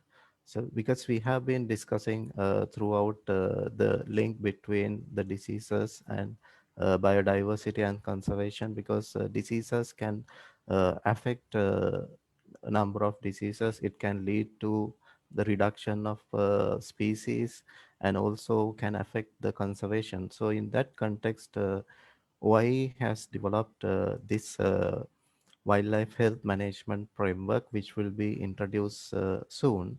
The overall objective is to preempt, reduce, and manage the risk of spillover events of pathogens between wildlife, domestic animals, and humans at the human-animal ecosystem interface. So these are the key two objectives why members implement best practices in wildlife health management. So as I said, wildlife is one of the focal points under the OI delegate, and usually this wildlife focal point is outside the veterinary service, and therefore at country level we require very close multi-sectoral collaborations in engaging in wildlife health activities with the support of the veterinary service. Then number two is OI members improve the capacity for prevention, early detection, mitigation, and notification of pathogen spillovers. Then these are the outcomes, expected outcomes, three main outcomes: strengthen multi-sectoral collaboration, then foster an enabling political and policy environment for veterinary services. Then number three is increase awareness and knowledge of key decision makers and stakeholders, because we know in most of the countries, this veterinary services and wildlife comes under separate regulations or laws and enactments. Therefore, we find it quite difficult sometimes in certain countries to work together. Therefore, I think this kind of approach would be helpful for the countries to manage this situation. So then these are the outputs, 6 outputs expected. I think in all the previous speakers have discussed about creating awareness, capacity building, then data quality and guidelines and all these things. So this wild animal health management framework of OI is to deliver these outputs such as multi-sectoral coordination, capacity building in wildlife health, then quality data reporting, because you know why has WA is wild, which is the uh, wild animal health reporting system. Then guidelines on standards of risk reduction, then scientific knowledge developed and disseminated, then awareness tools. These are the final targets of OIE, while life health management framework. So as we already have discussed, this is the risk factors that we already have identified in which kind of assist to emergence of diseases from wildlife and facilitating the dissemination. So our target is to approach these risk factors so that we can minimize uh, mitigate the zoonotic disease spillover from wildlife based on these risk factors. So that's all from me. I'll be there to answer any question. Thank you very much. Thank you very much, Dr. Tikiri. And next, I'd like to invite Dr. Gyanendra Gongal to share with us lessons learned from recent zoonotic disease spread, SARS, COVID-19, Ebola, and what can be done for future prevention. Dr. Gongal, please. Yeah, thank you very much. It is my great pleasure to talk about this emerging pathogen at the human-animal interface. In this short time, I will try to highlight zoonosis at the human-animal interface, drivers for wildlife zoonotic disease outbreak and risky behavior, how traditional food market is playing role, lesson learned, and One Health solution-based approach. So we have to understand that there is breaches in species barrier, and we are getting new and new diseases from time to time. And last one is MERS-CoV.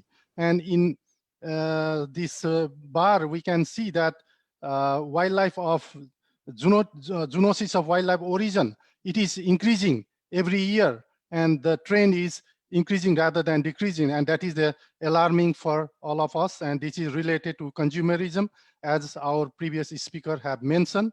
Here I want to stress that 60% of the all infectious diseases of human are of animal origin, and 75% of all emerging infectious diseases, they are originating from animals. And there is triad, wildlife, domestic animal, human. There are various drivers. Previous speakers have already explained. And we have to understand that there are three main domains: human, animal, and ecosystem or environmental health. And there is an interaction among them. And that's why anything happen during interaction that will lead to disease emergence and reemergence and persistence. And this is the way we have to understand that there may be sylvatic cycle, wildlife disease. When we are in contact with wild animals, or domestic animal are in contact with wild animals or vectors, there will be animal amplification. And from there, we get spillover to human amplification. As Philippines has discussed about Ebola restaurant virus from monkey to pigs. And unfortunately, Asia Pacific region has been hot spot for emerging infectious diseases. It may be from wildlife or domestic animal, drug resistance, EMR, and vector-borne diseases. And we have to understand that we have only 19% land area, but we have 53% of the global population, and 52% of the disease burden is in our region. And there is a very huge economic impact of those diseases which are transmitting from wildlife, domestic animals to human being, because the new virus, they are naive to our population. And we can see SARS, H5N1 and H1N1, and then Ebola and Zika. We are discussing about billion. Now we are discussing in trillion. So COVID-19, it is estimated 11.5 trillion losses, and we know what is happening. And if we see Ebola, in the past it was happening in remote areas, and it is due to risky human behavior. And we can see chimpanzee, gorilla, or any animal, monkey, they are the source of infection. And this is the situation in Africa, bushmeat, and there is active human-animal interaction. And we can see that bullet can strike only one person, but Ebola spread like wildfire. And we have seen in COVID-19 also. If we talk about yellow fever, here it is mainly in Africa. There is sylvatic cycle and as well as jungle cycle. And in Latin America, what happened, we know in Brazil, there was Olympic, and there was everybody was engaged in Zika, but there was monkey was dying, and it was due to yellow fever. The sample was taken, but never investigated. And after Zika, there was big outbreak of yellow fever. That just I want to remind. And rodents, they are mostly playing important role in biodiversity. They are found everywhere except Antarctica, and they are reservoir host for wide variety, diversity of disease agents. And we know plague, hantavirus, leptospirosis, Lassa fever, tularemia, hepatitis E, and trichinosis. And future epidemic may be coming from rodent population that we have to understand. And there is sylvatic cycle, enzootic, epizootic, and zoonotic cycle. And like we know, marmot, they hunt, particularly in China and Mongolia, and there are outbreaks from time to time. These are the risky human behavior. Because of that, we are getting plague from time to time. Last outbreak was happening in Indonesia, and no human plague does not mean absence of plague, because there is natural foci. Therefore, we should try to strengthen our surveillance system, dog serum, as well as flea index. We have to monitor, and then we'll know what to do. And traditional food market or wet market, that has been hot spot for emerging infectious diseases. That is common seen, and it has socioeconomic, socio-cultural roots. And there is a greediness for wildlife meat as well as wildlife product as medicine, and that is demand driven. So we can see that there is consumer psychology about live animal and fresh meat. And we can see this wildlife product. It has been also sold in our market, and that's why wild animal, domestic animal, and human interaction. Because of that, we have outbreak of avian influenza as well as SARS and other diseases.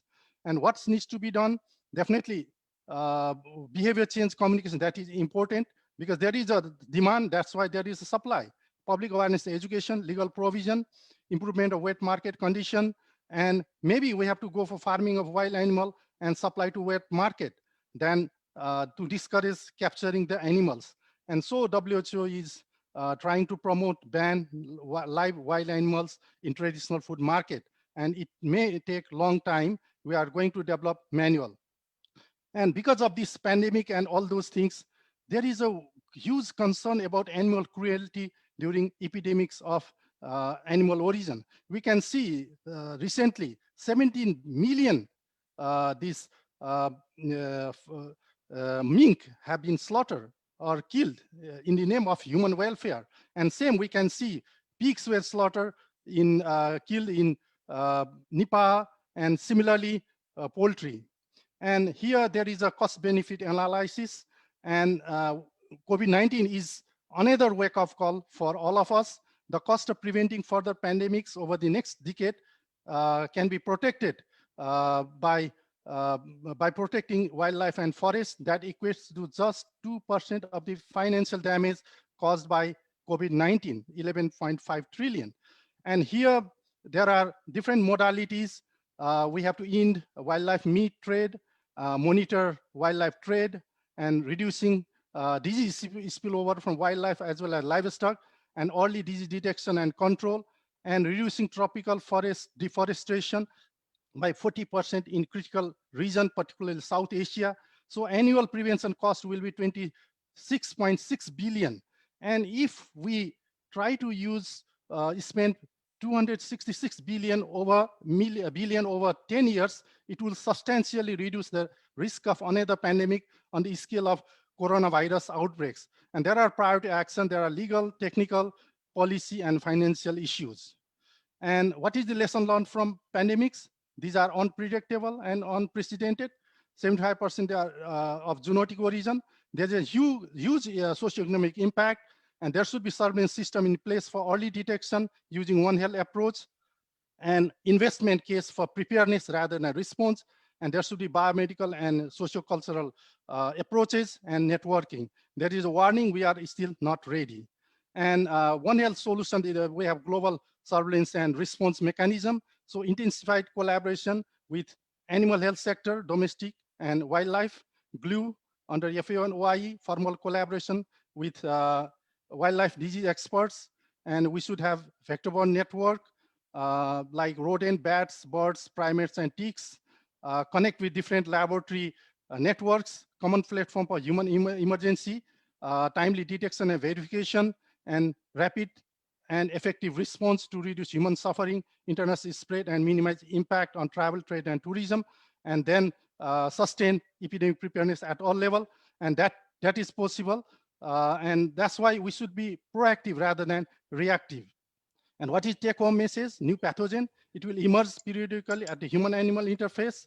There should be recognition of existential interconnectedness of human, animal, and shared environment is key to ensuring healthy and sustainable future. And for this, we need enhanced surveillance, diagnosis, and close collaboration in human and animal health sector. And there should be holistic multidisciplinary approach, which is known as One Health, everybody has explained, and biomedical and sociocultural approaches for zoonotic disease should be considered. Thank you. Thank you, Dr. Gongal. I really like what you said about being proactive rather than reactive. And our last speaker is Ms. Sophie Mardia. I invite her now to take the floor. Thank you, Sharon. Okay. I will share my screen. Have you seen it? Yes, we can see it. Thank you. Okay. So good morning, everyone, and also representative of ASEAN and ACB. It's an honor to be part of this webinar. So today I would like to explain about the risk of commercial wildlife trade on our health. I also would like to highlight some of WCS works related to this topic, and I will start with introduction on our work on wildlife trade and health. So WCS has put a lot of concern on wildlife trade and health issues for years.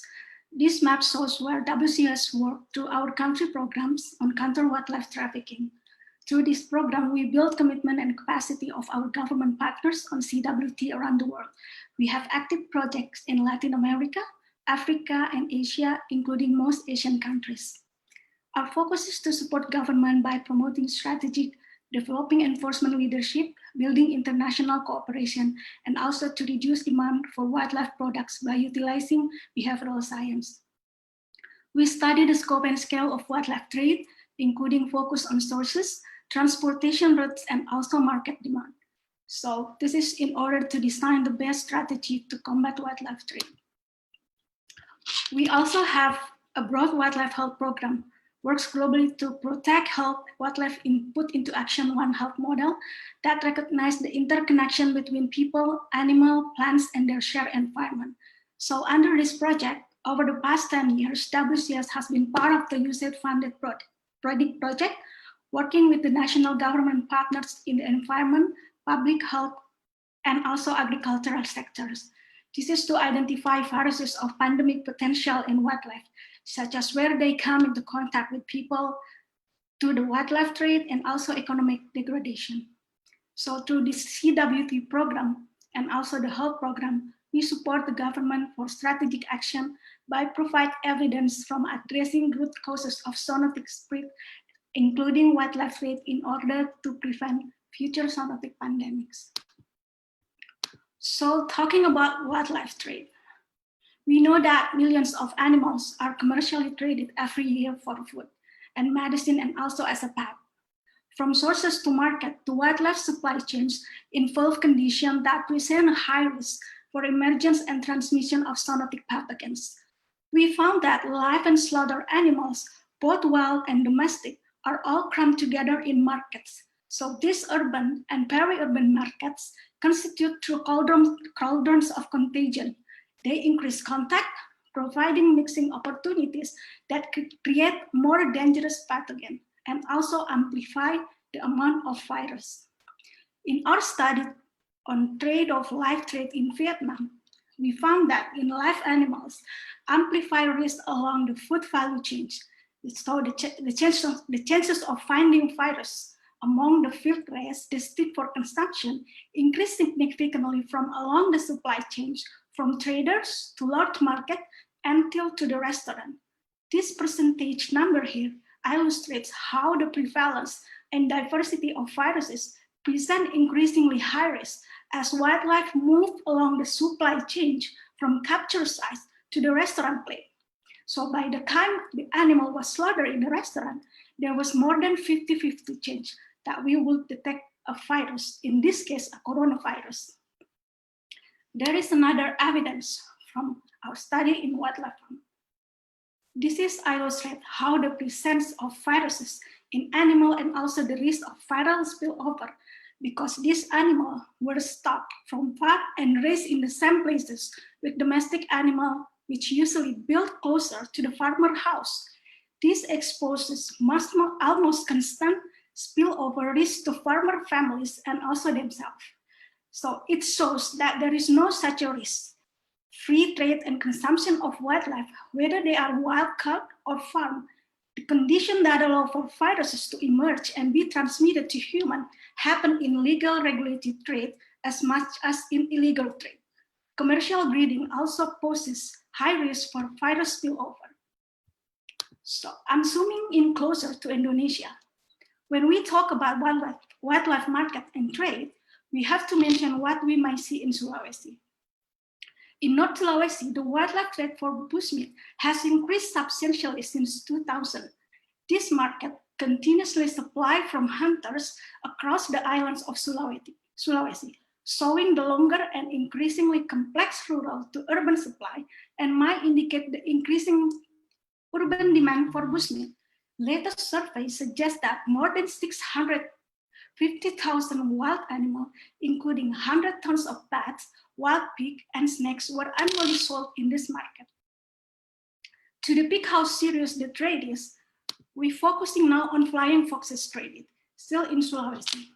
Recent studies show that the number of flying foxes traded annually is estimated to range from more than 600,000 to 1 million. From 3 major wildlife trade studies conducted in Sulawesi, we can see that the hunting for flying foxes bushmeat trade has gone further from south as the wild colonies start to deplete in Gorontalo, Central and West Sulawesi. The trade of flying foxes requires special attention as they are the natural reservoir of viruses, and there is also a record of disease spillover to animal and human in other places. We acknowledge that there is a huge effort from government to respond to the risk of zoonotic disease issues, particularly the current pandemic that is happening in the country. Political statements have been declared by the government, for example, in Indonesia, in Vietnam, and also in China. However, it is important to be noted that activities and practices such as commercial wildlife trade and wild meat consumption are increasing the chances of human-animal contact as well as the risk of zoonotic spillover. The existing policy, including management, coordination, and communication of this aspect in some countries that we work, leave these overlooked yet unsafe practices as a gap.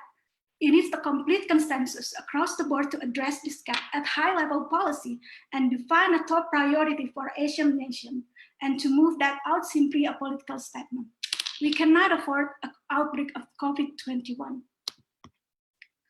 So this is our recommendation. Learning from all the previous lessons, Asian nations need to ensure that policy frameworks and legislation prohibit the high-risk part of the wildlife trade where zoonotic pathogens can emerge. Our studies have indicated that it is the commercial trade of wild bird and mammal for human consumption. So we also recommend to strengthen and emphasize a prevention strategy to One Health initiative because it creates a multi-joint forces in addressing the issues and create platforms for better coordination. One thing that really important to prevent the next pandemic, we underline that the human activities are the driving the increasing contact between people and wildlife. So it is breaking down the natural zoonotic disease barriers which expose to the world to the greater infectious disease risk. The more we open and disrupt intact forests, we also increasing human-wildlife interface and conflict, providing easy access for poachers to hunt wildlife within protected areas and fueling the wildlife trade by making it easier to source wildlife and move them out of the natural habitats into human-dominated landscape. So we need to continue to strengthen the protection and maintaining healthy intact forest ecosystem because it is the foundation which human health and well-being rest. So I think before I close my presentation, I would like to invite all of us to take a closer look into our relationship with wildlife, acknowledging the risk factor associated with wildlife trade and disruption of ecosystem integrity should be communicated urgently. Using this pandemic and time after as the momentum for collaboration, policy action, and public messaging that enable systematic change. Thank you very much. I'm looking forward for discussion. Thank you very much, Sophie. And now can I invite all our speakers to please turn on and join me on screen for the Q&A session. I've been told by the organizers that the Q&A session will be shortened to 10 minutes, not 30 minutes as we've run over time. And in addition, I also noticed that there are questions addressed to Dr. Nguyen Van Thai. Unfortunately, Dr. Nguyen has left the session. However, the ACB will answer and post the answers to these questions on their website. So just moving on to the questions, I would like to take one from Mr. Robert Mehta. And his question is, now that we've heard everything there is to hear about the wildlife, the One Health approach at the national level and the One Health approach that's been detailed by the OIE, what do we do differently? How do we go on? How do we move forward with this idea? We understand now where the problems are. How do we then bring the One Health approach forward and have it implemented at the regional level?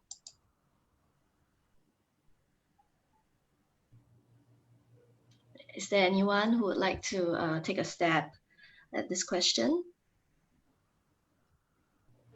Yeah.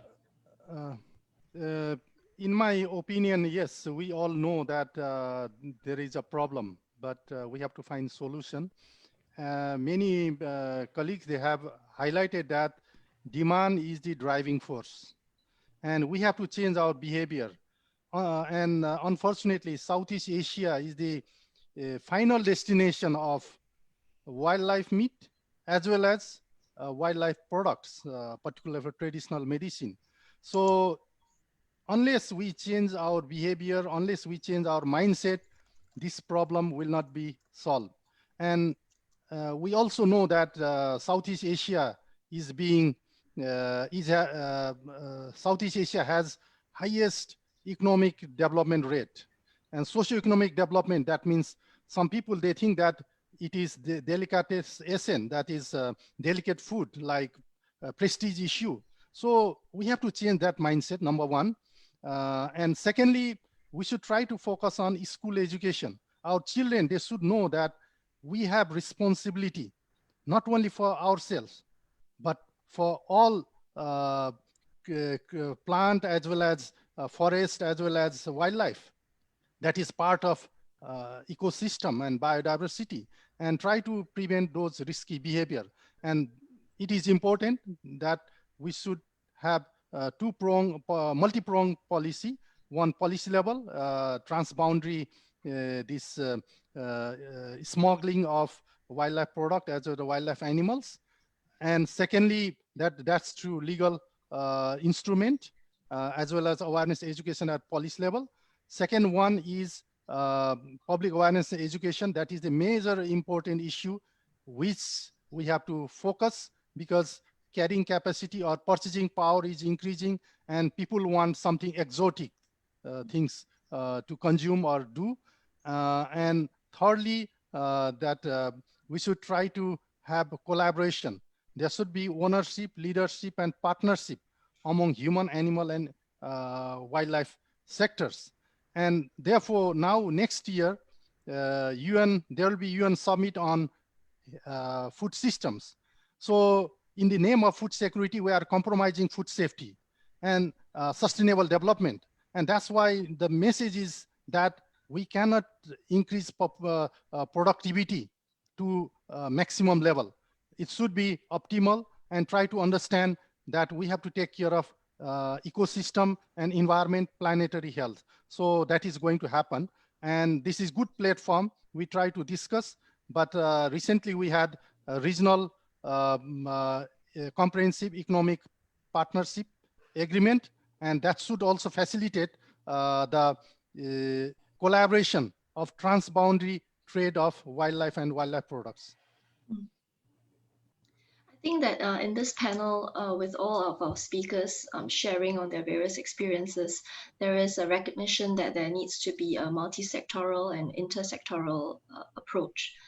But with such a big problem, then the issue is really which are the institutions that will be best placed to answer these questions, because there's actually a question from Simon Purser, who's asking that if there's currently no policy direction to reduce unnecessary and unsustainable demand, be it in animal protein or be it in wildlife consumption, which would be the best institution to raise this issue?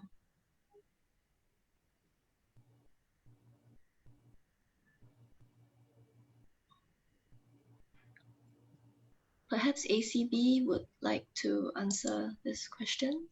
Someone from ACB?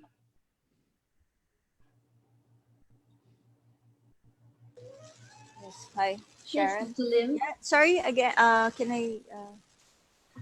I think the problem here is that after hearing from all the speakers, there's this recognition that multidisciplinary approach is really required. But who would actually be the driver in proposing these changes, in changing mindsets that Dr. Gongal has talked about, and also in reducing risky behaviors that we see in wildlife trade? Would you be able to provide a perspective on which institution, be it at the regional or international level, to handle this problem?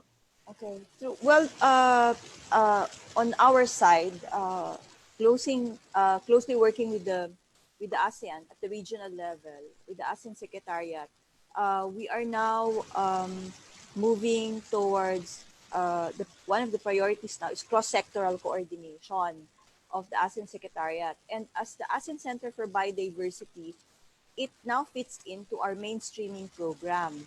So for the countries themselves, there are agencies that are in charge on wildlife or environment or biodiversity. And I think it is the role of these agencies to be able to work with the health sector and the livestock sector to be able to push forward more integrated approach, because really the priorities now is the immediate response. The environment, wildlife sometimes uh, doesn't, or biodiversity is not at the top of mind of of those who are supposed to act or those who are or at the higher level decision making. So I think it's important to um, uh, keep on emphasizing this during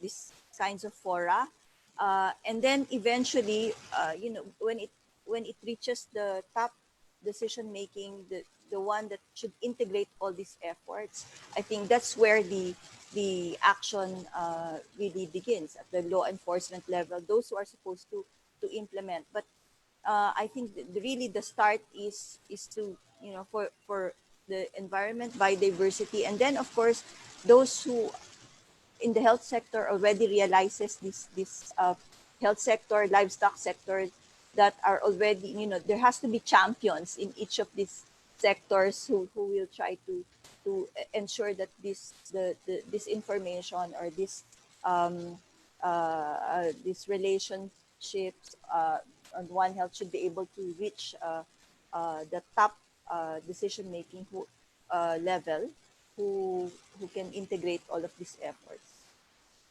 Thank you, Dr. Lim. Thank you so much. I'm afraid that we've run out of time for the Q&A, so it's down to me to try and synthesize everything that has been spoken in this webinar. And it's clear from the presentations this morning that at the beginning of the crisis, our healthcare professionals were at the front lines, be it in immediate pandemic responses at the WHO, at the regional or at the national levels, with and also in policy decision making, as we've heard from Dr. Sudiakal. But in the preparations to prevent the next pandemic, and here we have come to an understanding that it's not a matter of if a next pandemic will happen, but really when will it happen. It is now down to the various sectoral bodies who have their own mandates, be it in health, environment, or agriculture and forestry, to coordinate intersectorally at the national, regional, and international levels. And again, here, this is emphasized by His Excellency Kong Fook, the importance of multi and cross-sectoral and stakeholder collaboration and engagement in preventing and controlling zoonosis. And from Dr. Nguyen Van Thai, he stressed that conserving biodiversity requires effort not only from one country, but cooperation from all countries. And yourself, Dr. Lim, you shared some sobering numbers of the current state of the COVID cases in the world, and you also helped to outline the context of this webinar. Our two speakers, Dr. Domingo from the Philippines and Ms. Vu Thi Phuong from Vietnam, shared about their respective national experiences in implementing One Health, spoke about the importance of interagency coordination at the national levels, and also other good learning points from their experiences. For instance, from Vietnam, she emphasized the need for information sharing, sharing of best practices, strong coordination between ministries and agencies, and the need to strengthen institutional capacity. From the Philippines, having the authority to respond and act quickly is very important. And here we understand that the Philippines has set up a national task force on animal-borne diseases. And I think it's very pertinent that both countries actually called for developing countries to prioritize zoonotic diseases. Then we moved on to Dr. Tikiri, who gave a detailed explanation of One Health at the international level. And he also left us with some proposals for reform to mitigate future risks. And according to Dr. Gongal, we will continue to see old and new pathogens emerge from time to time. There is therefore a need for increased surveillance, early diagnosis, and a close collaboration between the human and animal health sectors. And here he emphasized a multidisciplinary approach to be proactive rather than to be reactive. And finally, Ms. Sophie reminded us that the world cannot afford a COVID-21. And she emphasized on the need for consensus from regional stakeholders to end illegal wildlife trade. Problem with all of us is that all these issues are not top of mind, as you said, Ms. Dr. Lim, in our daily lives, and we also fail to see the interconnections. Yeah, so ladies and gentlemen, when the organizers shared the agenda for today's webinar, I jokingly said that we needed 2 days to unpack the issues. And indeed, we have spent a very productive morning. We have actually run over time. And here it is to the various ASEAN sectoral bodies. Please consider if it would be helpful to actually really hold a 2 or 3 day workshop to work through these issues, because it does not do justice with the amount of time that we were given to try to unpack the various issues, even dissecting One Health approach at the international level, applying it at the regional level, and what it means at the national level can already take a full day. So I want to leave you with two thoughts. First, from the health sector, whether is it time for the SOMHD to consider having some form of an ASEAN CDC?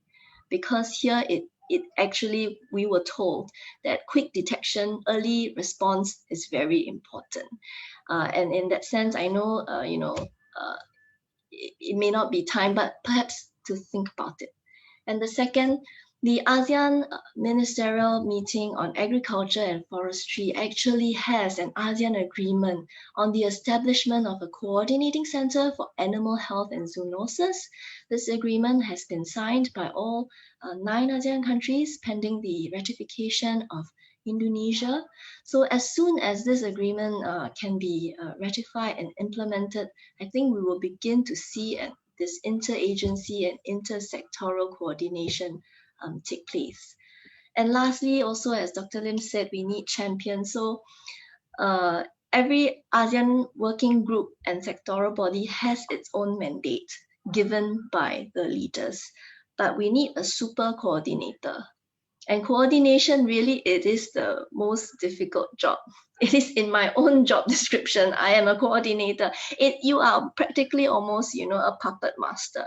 You have to nudge and push the different moving parts to form a coherent picture. I leave you here with a suggestion that perhaps the ASEAN Secretariat is best placed to appoint and to form a super coordinating body to address this issue of emerging infectious diseases and zoonosis. So with that, I thank you very much for this time and for the honor of moderating this webinar. And I wish you all a very good day. And now I'll pass the floor over to Dr. Abdullah, who will give us the closing remarks. Thank you. Thank you, Sharon.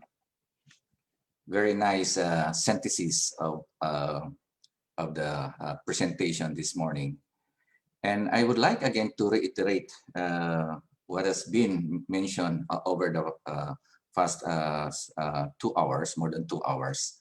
I also pick up some messages that I could also share in my screen. Just to reiterate what Sharon is earlier mentioned and all the speakers has mentioned to us. So just to reiterate again, what's really the challenges that we are facing. I pick up these 2 words, climate change and anthropogenic. Just to re-emphasize again, climate change, it could be natural occurring phenomenon but it is also related to man-made effect, man-made, we call it man-made disaster. And with that, these are, whether it's a natural phenomenon or climate change that we have to manage. We have to manage, we have to learn how to overcome this challenge. But the anthropogenics, which is man-made, it is us. It is really the most challenging because, and we can do within ourselves. And there are so many things that has been mentioned. What are the anthropogenic risks that leads to zoonotic diseases or emerging diseases, they spill over from wildlife to humans. And these are the behaviors that we have to change. And there are opportunities to overcome these challenges. First, for naturally occurring climate change challenges, I would say that application of environmentally friendly technologies. We are now at the stage of digital technology, a lot of technological revolution during the past 20 years. And we can harness all this technology to improve the processes, the one that we are doing that could be environmentally friendly.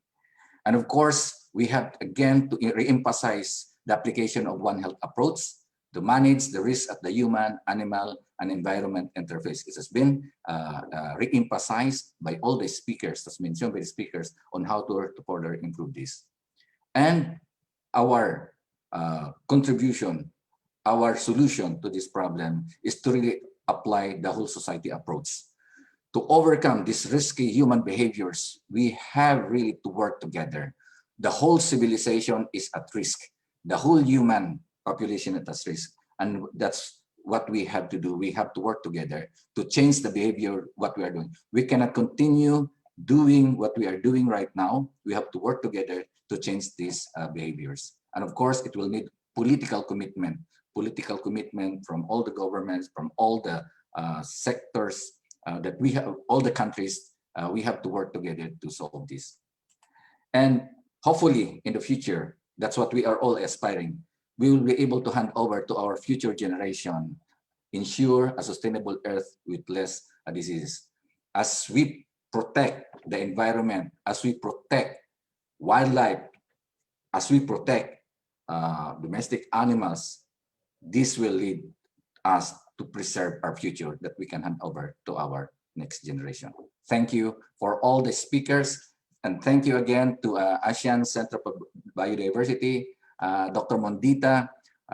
More than 2 months ago when we were discussing this, I'm very thankful that it has really come to fruition, all these ideas of coming together. This is the first time that the OIE has worked with ACB in this kind of endeavor, and we look forward to continue working with you, with the other sectors, the different sectors, working group sector in the ASEAN, and also with our partner WHO, with the NGOs like WCS and other wildlife NGOs. We look forward to work with you in pushing forward for better future for our Earth. Thank you. Thank you very much, Dr. Abila. And thank you, Sharon, for the exceptional moderation of today's event. The presentations of most of our guest speakers and the answers to the questions will be made available on the ACB website in the following days. So please follow the ASEAN Center for Biodiversity social media accounts for announcements on upcoming events such as this virtual session. You can find us on Facebook, Instagram, Twitter, and YouTube. Ladies and gentlemen, dear colleagues and partners, this concludes our virtual session for today.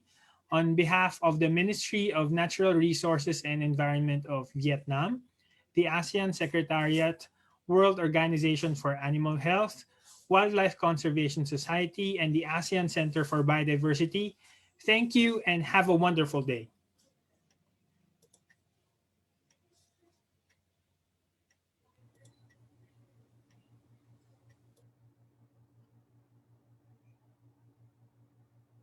Okay, thank you.